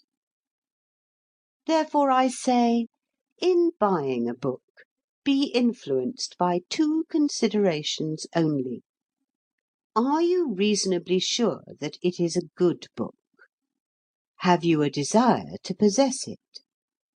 Do not be influenced by the probability or the improbability of your reading it. After all, one does read a certain proportion of what one buys. And further, instinct counts. The man who spends half-a-crown on Stubbs's Early Plantagenets instead of going into the Gaiety Pit to see the spring chicken will probably be the sort of man who can suck goodness out of Stubbs's Early Plantagenets years before he bestirs himself to read it. Chapter 7. Success. Candid Remarks. There are times when the whole free and enlightened press of the United Kingdom seems to become strangely interested in the subject of success, of getting on in life. We are passing through such a period now. It would be difficult to name the prominent journalists who have not lately written, in some form or another, about success. Most singular phenomenon of all, Dr. Emil Reich has left Plato, Duchesses, and Claridge's Hotel in order to instruct the million readers of a morning paper in the principles of success.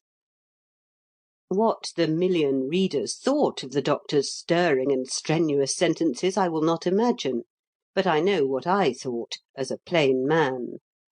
After taking due cognizance of his airy play with the constants and variables of success, after watching him treat energetics, his wonderful new name for the science of success, as though because he had made it end in ix it resembled mathematics, I thought that the sublime and venerable art of mystification could no further go. If my fellow pilgrim through this vale of woe, the average young man who arrives at Waterloo at 9:40 every morning with a cigarette in his mouth and a second-class season over his heart, and vague aspirations in his soul, was half as mystified as I was, he has probably ere this decided that the science of success has all the disadvantages of algebra without any of the advantages of cricket, and that he may as well leave it alone, lest evil should befall him. On the off chance that he has come as yet to no decision about the science of success, I am determined to deal with the subject in a disturbingly candid manner. I feel that it is as dangerous to tell the truth about success as it is to tell the truth about the United States.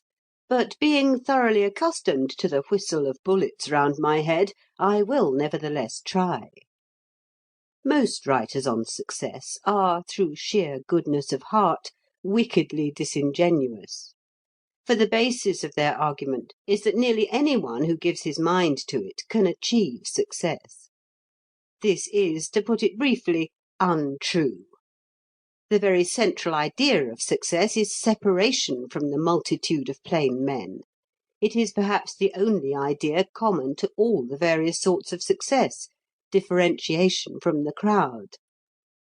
To address the population at large and tell it how to separate itself from itself is merely silly. I am now, of course, using the word success in its ordinary sense. If human nature were more perfect than it is, success in life would mean an intimate knowledge of oneself and the achievement of a philosophic inward calm, and such a goal might well be reached by the majority of mortals. But to us success signifies something else. It may be divided into 4 branches. 1. Distinction in pure or applied science. This is the least gross of all forms of success as we regard it, for it frequently implies poverty, and it does not by any means always imply fame. 2. Distinction in the arts. Fame and adulation are usually implied in this, though they do not commonly bring riches with them. 3.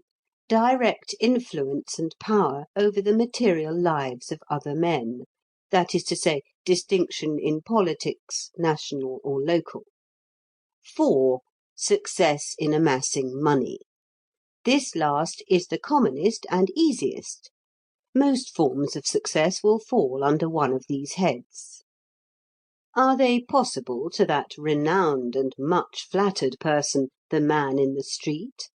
They are not, and well you know it, all you professors of the science of success.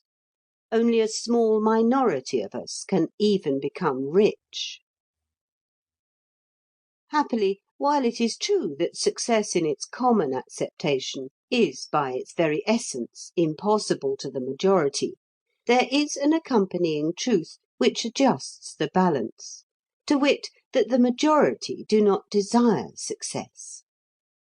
This may seem a bold saying, but it is in accordance with the facts.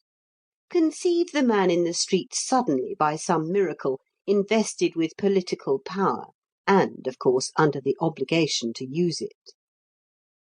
He would be so upset, worried, wearied, and exasperated at the end of a week that he would be ready to give the eyes out of his head in order to get rid of it. As for success in science or in art, the average person's interest in such matters is so slight compared with that of the man of science or the artist, that he cannot be said to have an interest in them. And supposing that distinction in them were thrust upon him, he would rapidly lose that distinction by simple indifference and neglect. The average person certainly wants some money, and the average person does not usually rest until he has got as much as is needed for the satisfaction of his instinctive needs. He will move the heaven and earth of his environment to earn sufficient money for marriage in the station to which he has been accustomed, and precisely at that point his genuine desire for money will cease to be active. The average man has this in common with the most exceptional genius, that his career, in its main contours, is governed by his instincts. The average man flourishes and finds his ease in an atmosphere of peaceful routine. Men destined for success flourish and find their ease in an atmosphere of collision and disturbance. The two temperaments are diverse. Naturally, the average man dreams vaguely upon occasion. He dreams how nice it would be to be famous and rich. We all dream vaguely upon such things. But to dream vaguely is not to desire. I often tell myself that I would give anything to be the equal of Cinquevalli, the juggler, or to be the captain of the largest Atlantic liner. But the reflective part of me tells me that my yearning to emulate these astonishing personages is not a genuine desire, and that its realization would not increase my happiness. To obtain a passably true notion of what happens to the mass of mankind in its progress from the cradle to the grave, one must not attempt to survey a whole nation, nor even a great metropolis, nor even a very big city like Manchester or Liverpool. These panoramas are so immense and confusing that they defeat the observing eye. It is better to take a small town of, say, 20 or 30,000 inhabitants, such a town as most of us know more or less intimately. The extremely few individuals whose instincts mark them out to take part in the struggle for success can be identified at once. For the first thing they do is to leave the town. The air of the town is not bracing enough for them. Their nostrils dilate for something keener. Those who are left form a microcosm which is representative enough of the world at large. Between the ages of 30 and 40 they begin to sort themselves out. In their own sphere they take their places. A dozen or so politicians form the town council and rule the town. Half a dozen business men stand for the town's commercial activity and its wealth. A few others teach science and art, or are locally known as botanists, geologists, amateurs of music, or amateurs of some other art. These are the distinguished, and it will be perceived that they cannot be more numerous than they are. What of the rest? Have they struggled for success and been beaten? Not they. Do they, as they grow old, resemble disappointed men? Not they. They have fulfilled themselves modestly. They have got what they genuinely tried to get. They have never even gone near the outskirts of the battle for success. But they have not failed. The number of failures is surprisingly small. You see a shabby, disappointed, ageing man flit down the main street, and someone replies to your inquiry, "That's so-and-so, one of life's failures, poor fellow." And the very tone in which the words are uttered proves the excessive rarity of the real failure. It goes without saying that the case of the handful who have left the town in search of the success with the capital S has a tremendous interest of curiosity for the mass who remain. I will consider it. The successful and the unsuccessful. Having boldly stated that success is not, and cannot be, within grasp of the majority, I now proceed to state, as regards the minority, that they do not achieve it in the manner in which they are commonly supposed to achieve it. And I may add an expression of my thankfulness that they do not. The popular delusion is that success is attained by what I may call the Benjamin Franklin method. Franklin was a very great man. He united in his character a set of splendid qualities, as various, in their different ways, as those possessed by Leonardo da Vinci. I have an immense admiration for him. But his autobiography does make me angry. His autobiography is understood to be a classic, and if you say a word against it in the United States, you are apt to get killed. I do not, however, contemplate an immediate visit to the United States, and I shall venture to assert that Benjamin Franklin's autobiography is a detestable book, and a misleading book. I can recall only two other volumes which I would more willingly revile. One is Samuel Budgett, the Successful Merchant, and the other is From Log Cabin to White House, being the history of President Garfield. Such books may impose on boys, and it is conceivable that they do not harm boys. Franklin, by the way, began his autobiography in the form of a letter to his son. But the grown man who can support them without nausea ought to go and see a doctor, for there is something wrong with him. I began now, blandly remarks Franklin, to have some acquaintance among the young people of the town that were lovers of reading, with whom I spent my evenings very pleasantly, in italics, and gained money by my industry and frugality, end of italics. Or again, quote, "It was about this time I conceived the bold and arduous project of arriving at moral perfection. I made a little book in which I allotted a page for each of the virtues. I ruled each page with red ink, so as to have 7 columns, one for each day of the week. I crossed these columns with 13 red lines, marking the beginning of each line with the first letter of one of the virtues, on which line, and in its proper column, I might mark by a little black spot every fault I found upon examination to have been committed respecting that virtue upon that day." End quote. Shade of Franklin, where'er thou art, this is really a little bit stiff. A man may be excused even such infamies of priggishness, but truly he ought not to go and write them down, especially to his son.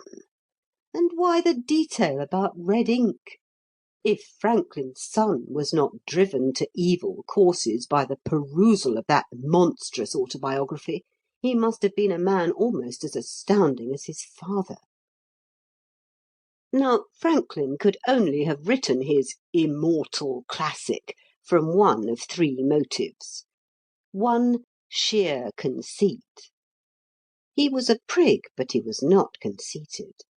2, a desire that others should profit by his mistakes. He never made any mistakes. Now and again he emphasizes some trifling error, but that is only his fun.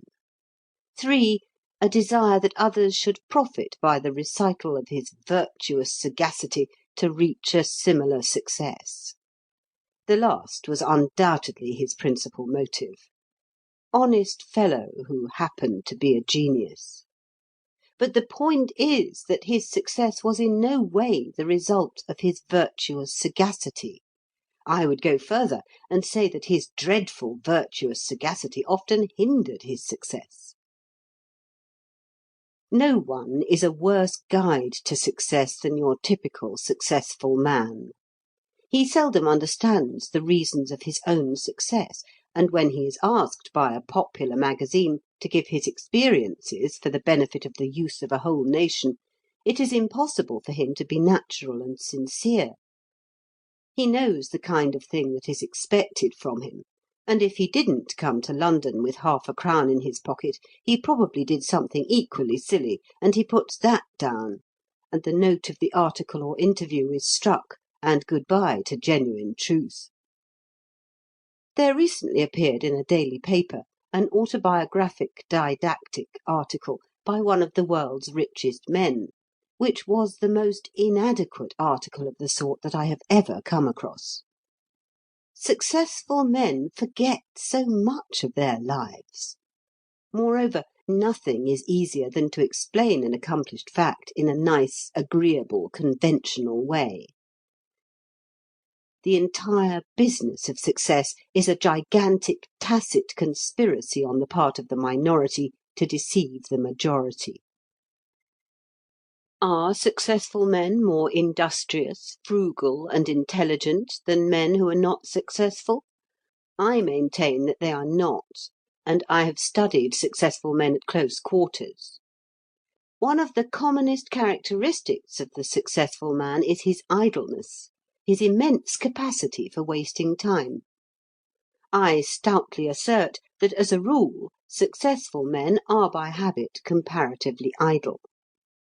As for frugality, it is practically unknown among the successful classes. This statement applies with particular force to financiers. As for intelligence, I have over and over again been startled by the lack of intelligence in successful men. They are, indeed, capable of stupidities that would be the ruin of a plain clerk. And much of the talk in those circles which surround the successful man is devoted to the enumeration of instances of his lack of intelligence. Another point. Successful men seldom succeed as the result of an ordered arrangement of their lives. They are the least methodical of creatures. Naturally, when they have arrived, they amuse themselves and impress the majority by being convinced that right from the start, with a steady eye on the goal, they had carefully planned every foot of the route. No! Great success never depends on the practice of the humbler virtues, though it may occasionally depend on the practice of the prouder vices. Use industry, frugality, and common sense by all means, but do not expect that they will help you to success, because they will not. I shall no doubt be told that what I have just written has an immoral tendency, and is a direct encouragement to sloth, thriftlessness, etc. One of our chief national faults is our hypocritical desire to suppress the truth on the pretext that to admit it would encourage sin, whereas the real explanation is that we are afraid of the truth. I will not be guilty of that fault. I do like to look a fact in the face without blinking. I am fully persuaded that, per head, there is more of the virtues in the unsuccessful majority than in the successful minority. In London alone are there not hundreds of miles of streets crammed with industry, frugality, and prudence? Some of the most brilliant men I have known have been failures, and not through lack of character either. And some of the least gifted have been marvellously successful. It is impossible to point to a single branch of human activity in which success can be explained by the conventional principles that find general acceptance. I hear you, O reader, murmuring to yourself, "This is all very well, but he is simply being paradoxical for his own diversion." I would that I could persuade you of my intense seriousness.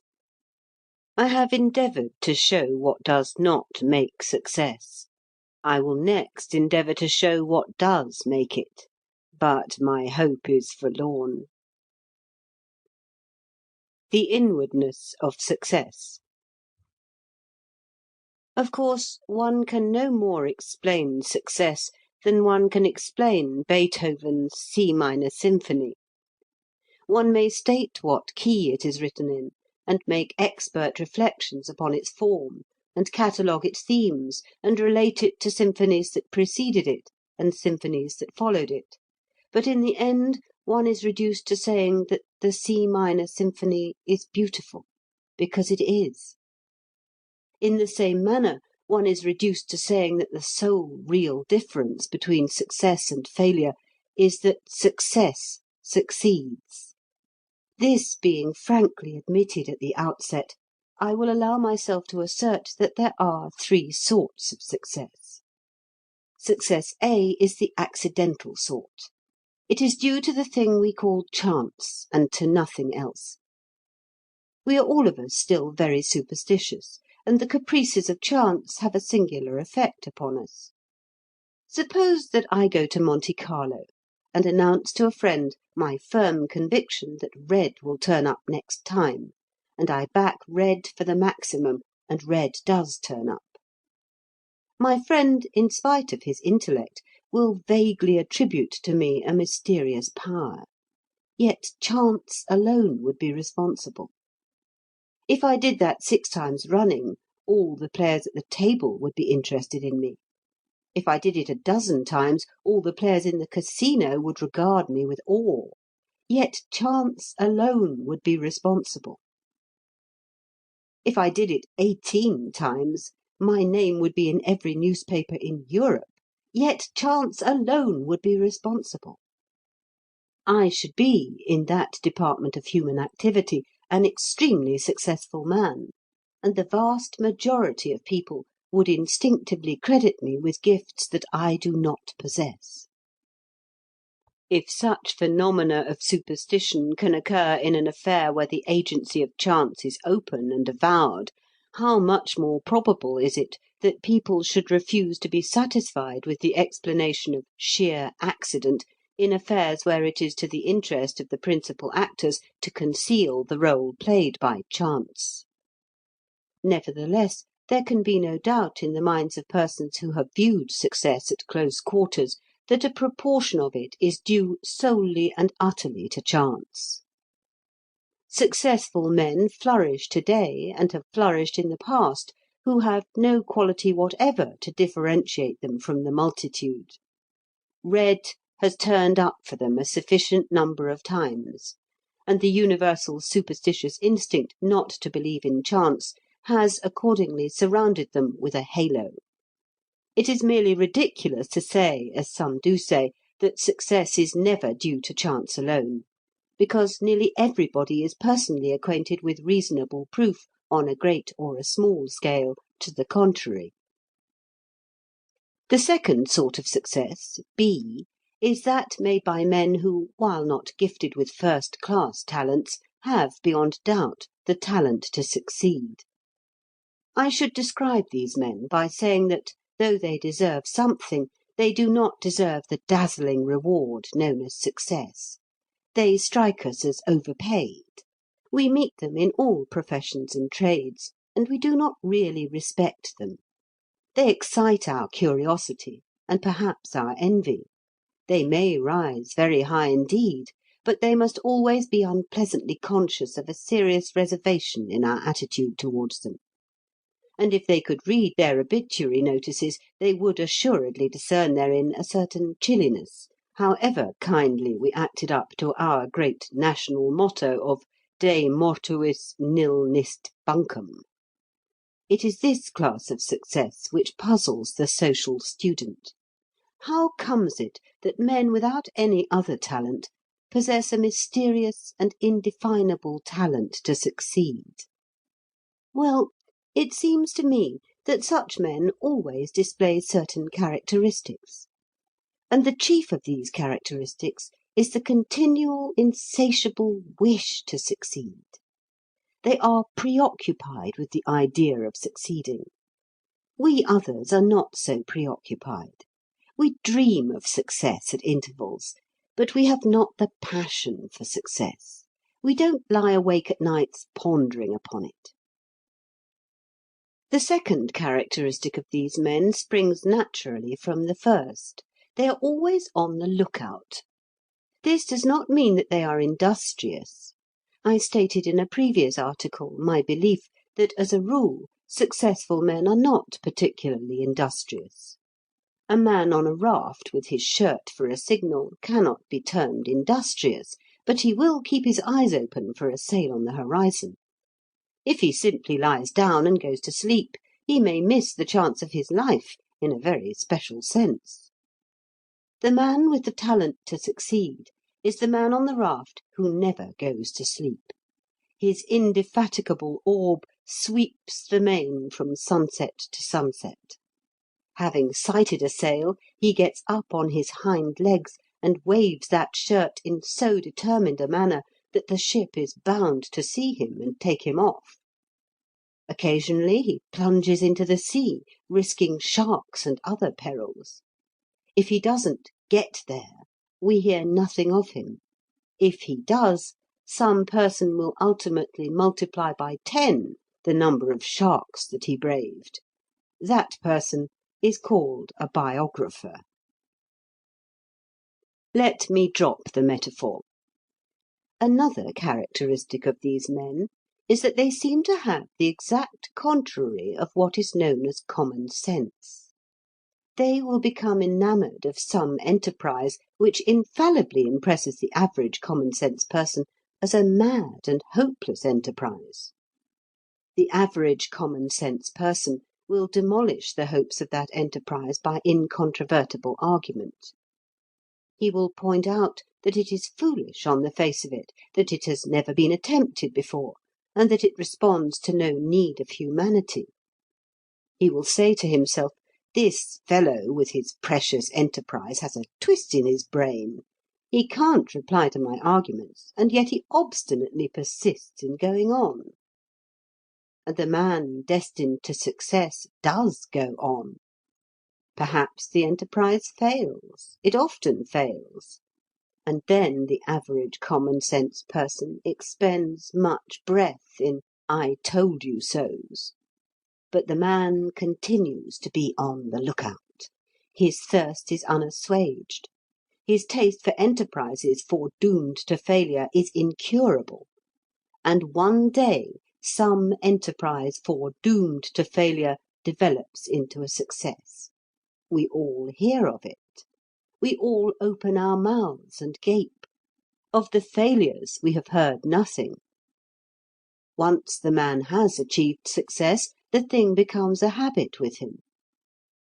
The difference between a success and a failure is often so slight that a reputation for succeeding will ensure success, and a reputation for failing will ensure failure. Chance plays an important part in such careers, but not a paramount part. One can only say that it is more useful to have luck at the beginning than later on. These men of success generally have pliable temperaments. They are not frequently unmoral, but they regard a conscience as a good servant and a bad master. They live in an atmosphere of compromise. There remains class C of success, the class of sheer high merit. I am not a pessimist, nor am I an optimist. I try to arrive at the truth. And I should say that in putting success C at 10% of the sum total of all successes, I am being generous to class C. Not that I believe that vast quantities of merit go unappreciated. My reason for giving to class C only a modest share is the fact that there is so little sheer high merit. And does it not stand to reason that high merit must be very exceptional? This sort of success needs no explanation, no accounting for. It is the justification of our singular belief in the principle of the triumph of justice. And it is among natural phenomena perhaps the only justification that can be advanced for that belief. And certainly, when we behold the spectacle of genuine, distinguished merit gaining, without undue delay, and without the sacrifice of dignity or of conscience, the applause of the kind-hearted but obtuse and insensible majority of the human race, we have fair reason to hug ourselves. Chapter 8. The Petty Artificialities. The phrase petty artificialities employed by one of the correspondents in the great simple life argument, has stuck in my mind, although I gave it a plain intimation that it was no longer wanted there. Perhaps it sheds more light than I had at first imagined on the mental state of the persons who use it when they wish to arraign the conditions of modern life. A vituperative epithet is capable of making a big show. Artificialities is a sufficiently scornful word, but when you add petty, you somehow give the quietus to the pretensions of modern life. Modern life had better hide its diminished head after that. Modern life is settled and done for, in the opinion of those who have thrown the dart. Only it isn't done for really, you know. Petty, after all, means nothing in that connection. Are there, then, artificialities which are not petty, which are noble, large, and grand? Petty means merely that the users of the word are just a little cross and out of temper. What they think they object to is artificialities of any kind, and so to get rid of their spleen they refer to petty artificialities. The device is a common one, and as brilliant as it is futile. Rude adjectives are like blank cartridge. They impress a vain people, including the birds of the air, but they do no execution. At the same time, let me admit that I deeply sympathise with the irritated users of the impolite phrase petty artificialities, for it does at any rate show a divine discontent. It does prove a high dissatisfaction with conditions which at best are not the final expression of the eternal purpose.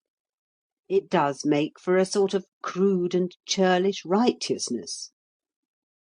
I well know that feeling which induces one to spit out savagely the phrase petty artificialities of modern life.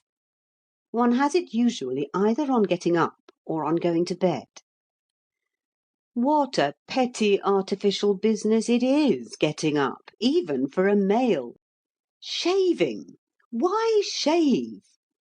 And then going to a drawer and choosing a necktie.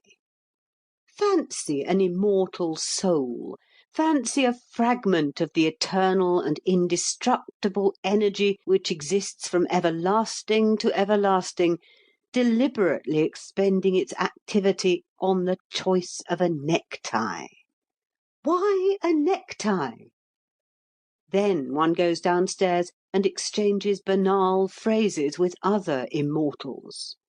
And one can't start breakfast immediately because some sleepy mortal is late. Why babble? Why wait?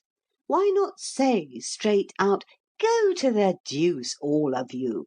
Here it's nearly 10 o'clock, and me anxious to begin living the higher life at once, instead of fiddling around in petty artificialities. Shut up, every one of you. Give me my bacon instantly, and let me gobble it down quick and be off. I'm sick of your ceremonies." This would, at any rate, not be artificial. It would save time. And if a similar policy were strictly applied through the day, one could retire to a well-earned repose in the full assurance that the day had been simplified. The time for living the higher life, the time for pushing forward those vast schemes of self-improvement which we all cherish, would decidedly have been increased. One would not have that maddening feeling which one so frequently does have when the shades of night are falling fast, that the day had been frittered away. And yet, I gravely doubt whether this wholesale massacre of those poor petty artificialities would bring us appreciably nearer the millennium. For there is one thing, and a thing of fundamental importance, which the revolutionists against petty artificialities always fail to appreciate, and that is the necessity and the value of convention. I cannot in a paragraph deal effectively with this most difficult and complex question. I can only point the reader to analogous phenomena in the arts. All the arts are a conventionalization, an ordering of nature. Even in a garden you put the plants in rows, and you subordinate the well-being of one to the general well-being. The sole difference between a garden and the wild woods is a petty artificiality. In writing a sonnet, you actually cramp the profoundest emotional conceptions into a length and a number of lines, and a jingling of like sounds arbitrarily fixed beforehand. Wordsworth's "The world is too much with us" is a solid, horrid mass of petty artificiality. Why couldn't the fellow say what he meant and have done with it, instead of making powers rhyme with hours, and worrying himself to use exactly 140 syllables? As for music, the amount of time that must have been devoted to petty artificiality in the construction of an affair like Bach's Chaconne is simply staggering. Then look at pictures, absurdly confined in frames, with their ingenious contrasts of light and shade, and mass against mass. Nothing but petty artificiality. In other words, nothing but form. Form, which is the basis of all beauty, whether material or otherwise. Now, what form is in art, conventions, petty artificialities, are in life. Just as you can have too much form in art, so you can have too much convention in life. But no art that is not planned in form is worth consideration, and no life that is not planned in convention can ever be satisfactory. Convention is not the essence of life, but it is the protecting garment and preservative of life, and it is also one very valuable means by which life can express itself. It is largely symbolic, and symbols, while being expressive, are also great time-savers. The despisers of petty artificialities should think of this. Take the striking instance of that pettiest artificiality, leaving cards. Well, searchers after the real, what would you substitute for it? If you dropped it and substituted nothing, the result would tend towards a loosening of the bonds of society, and it would tend towards the diminution of the number of your friends. And if you dropped it and tried to substitute something less artificial and more real, you would accomplish no more than you accomplish with cards. You would inconvenience everybody, and waste a good deal of your own time. I cannot too strongly insist that the basis of convention is a symbolism, primarily meant to display a regard for the feelings of other people. If you do not display a regard for the feelings of other people, you may as well go and live on herbs in the desert. And if you are to display such a regard, you cannot do it more expeditiously, at a smaller outlay of time and brains, than by adopting the code of convention now generally practised. It comes to this, that you cannot have all the advantages of living in the desert while you are living in a society. It would be delightful for you if you could, but you can't. There are two further reasons for the continuance of conventionality, and one is the mysterious but indisputable fact that the full beauty of an activity is never brought out until it is subjected to discipline and strict ordering and nice balancing. A life without petty artificiality would be the life of a tiger in the forest, a beautiful life perhaps, a life of burning bright, but not reaching the highest ideal of beauty. Laws and rules, forms and ceremonies are good in themselves from a merely aesthetic point of view, apart from their social value and necessity. And the other reason is that one cannot always be at the full strain of self-improvement and evolutionary progress, and generally beating the big drum, human nature will not stand it. There is, if we will only be patient, ample time for the artificial as well as for the real. Those people who think that there isn't ought to return to school and learn arithmetic. Supposing that all petty artificialities were suddenly swept away, and we were able to show our regard and consideration for our fellow creatures by the swift processes of thought alone, we should find ourselves with a terrible lot of time hanging heavy on our hands. We can no more spend all our waking hours in consciously striving towards higher things than we can dine exclusively off jam. What frightful prigs we should become if we had nothing to do but cultivate our noblest faculties! I beg the despisers of artificiality to reflect upon these observations, however incomplete these observations may be, and to consider whether they would be quite content if they got what they are crying out for. Chapter 9. The Secret of Content. I have said lightly, apropos of the conclusion arrived at by several correspondents and by myself, that the cry for the simple life was merely a new form of the old cry for happiness, that I would explain what it was that made life worth living for me. The word has gone forth, and I must endeavour to redeem my promise. But I do so with qualms and with diffidence. First, there is the natural instinct against speaking of that which is in the core of one's mind. Second, there is the fear, nearly amounting to certainty, of being misunderstood or not comprehended at all. And third, there is the absurd insufficiency of space. However, for me, spiritual content, I will not use the word happiness, which implies too much, springs essentially from no mental or physical facts. It springs from the spiritual fact that there is something higher in man than the mind, and that that something can control the mind. Call that something the soul or what you will. My sense of security amid the collisions of existence lies in the firm consciousness that just as my body is the servant of my mind, so is my mind the servant of me.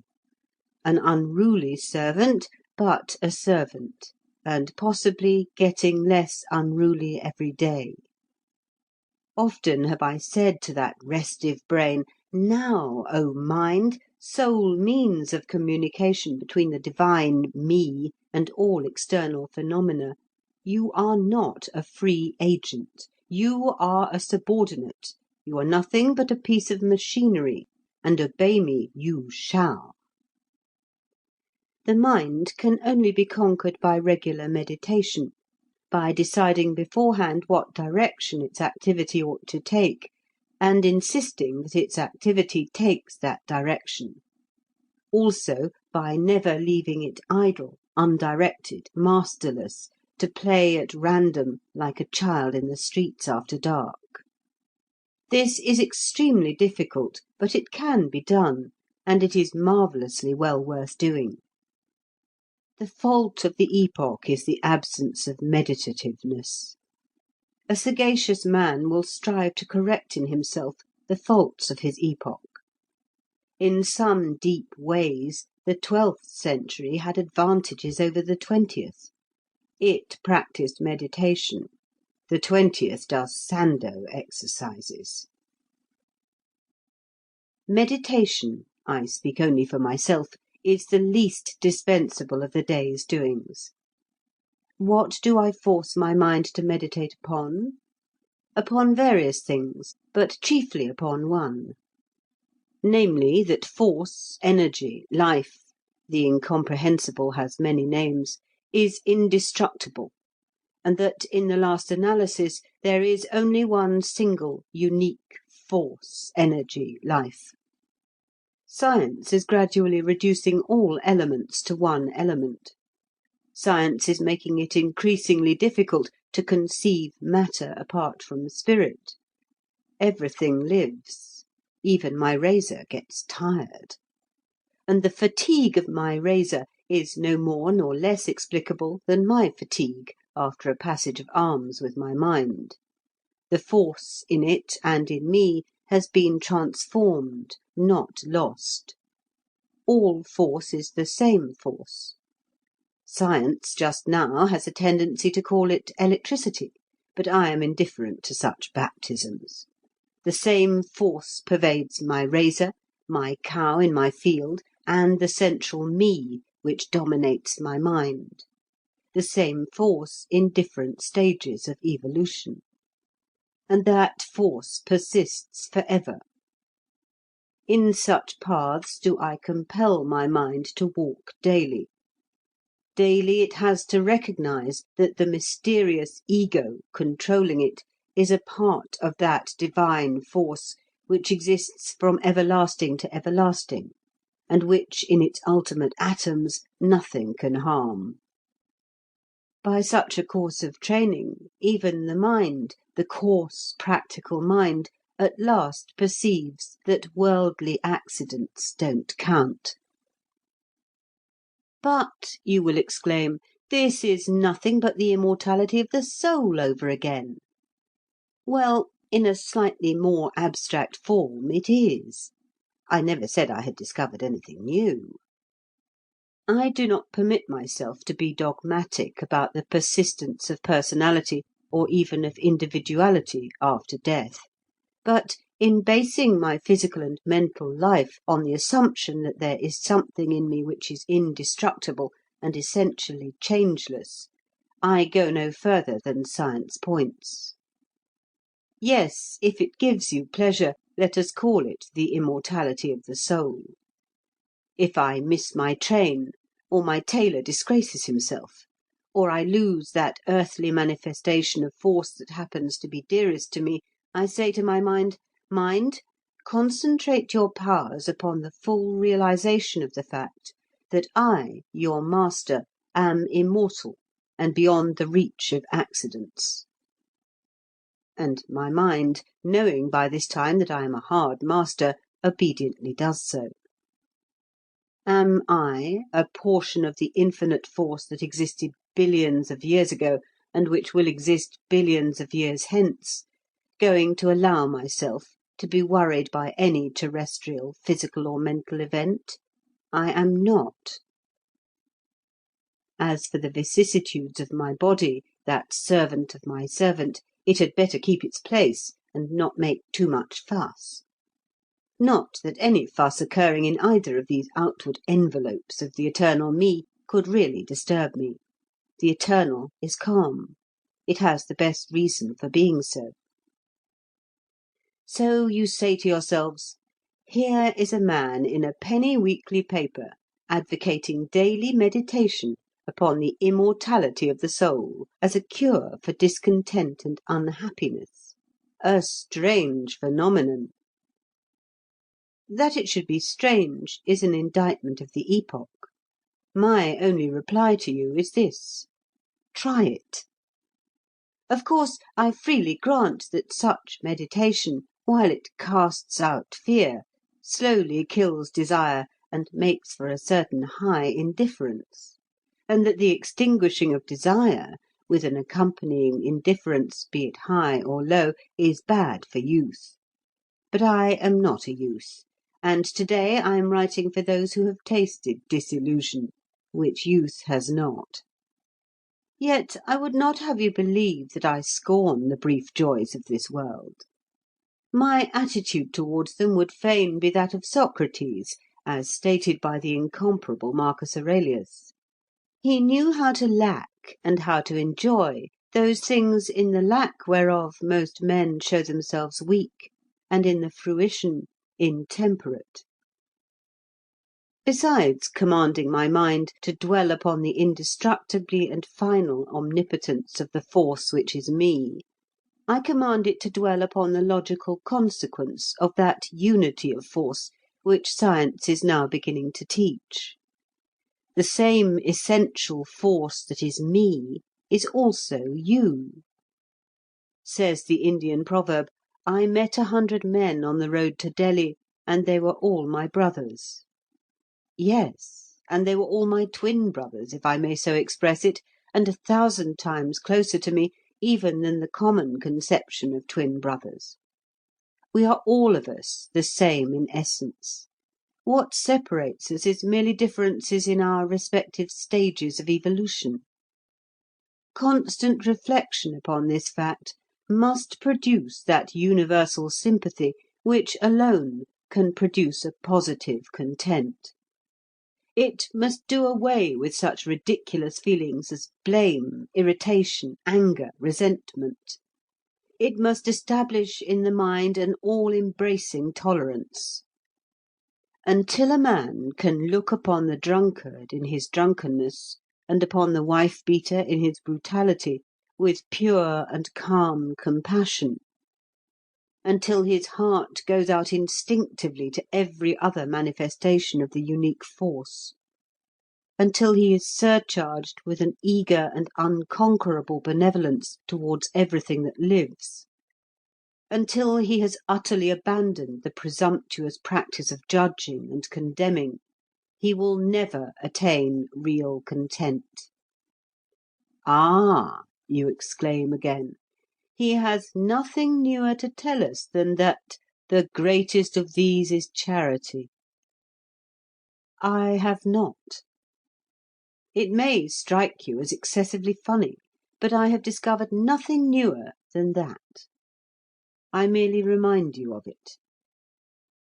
Thus it is, twins on the road to Delhi, by continual meditation upon the indestructibility of force, that I try to cultivate calm, and by continual meditation upon the oneness of force, that I try to cultivate charity, being fully convinced that in calmness and in charity lies the secret of a placid, if not ecstatic, happiness.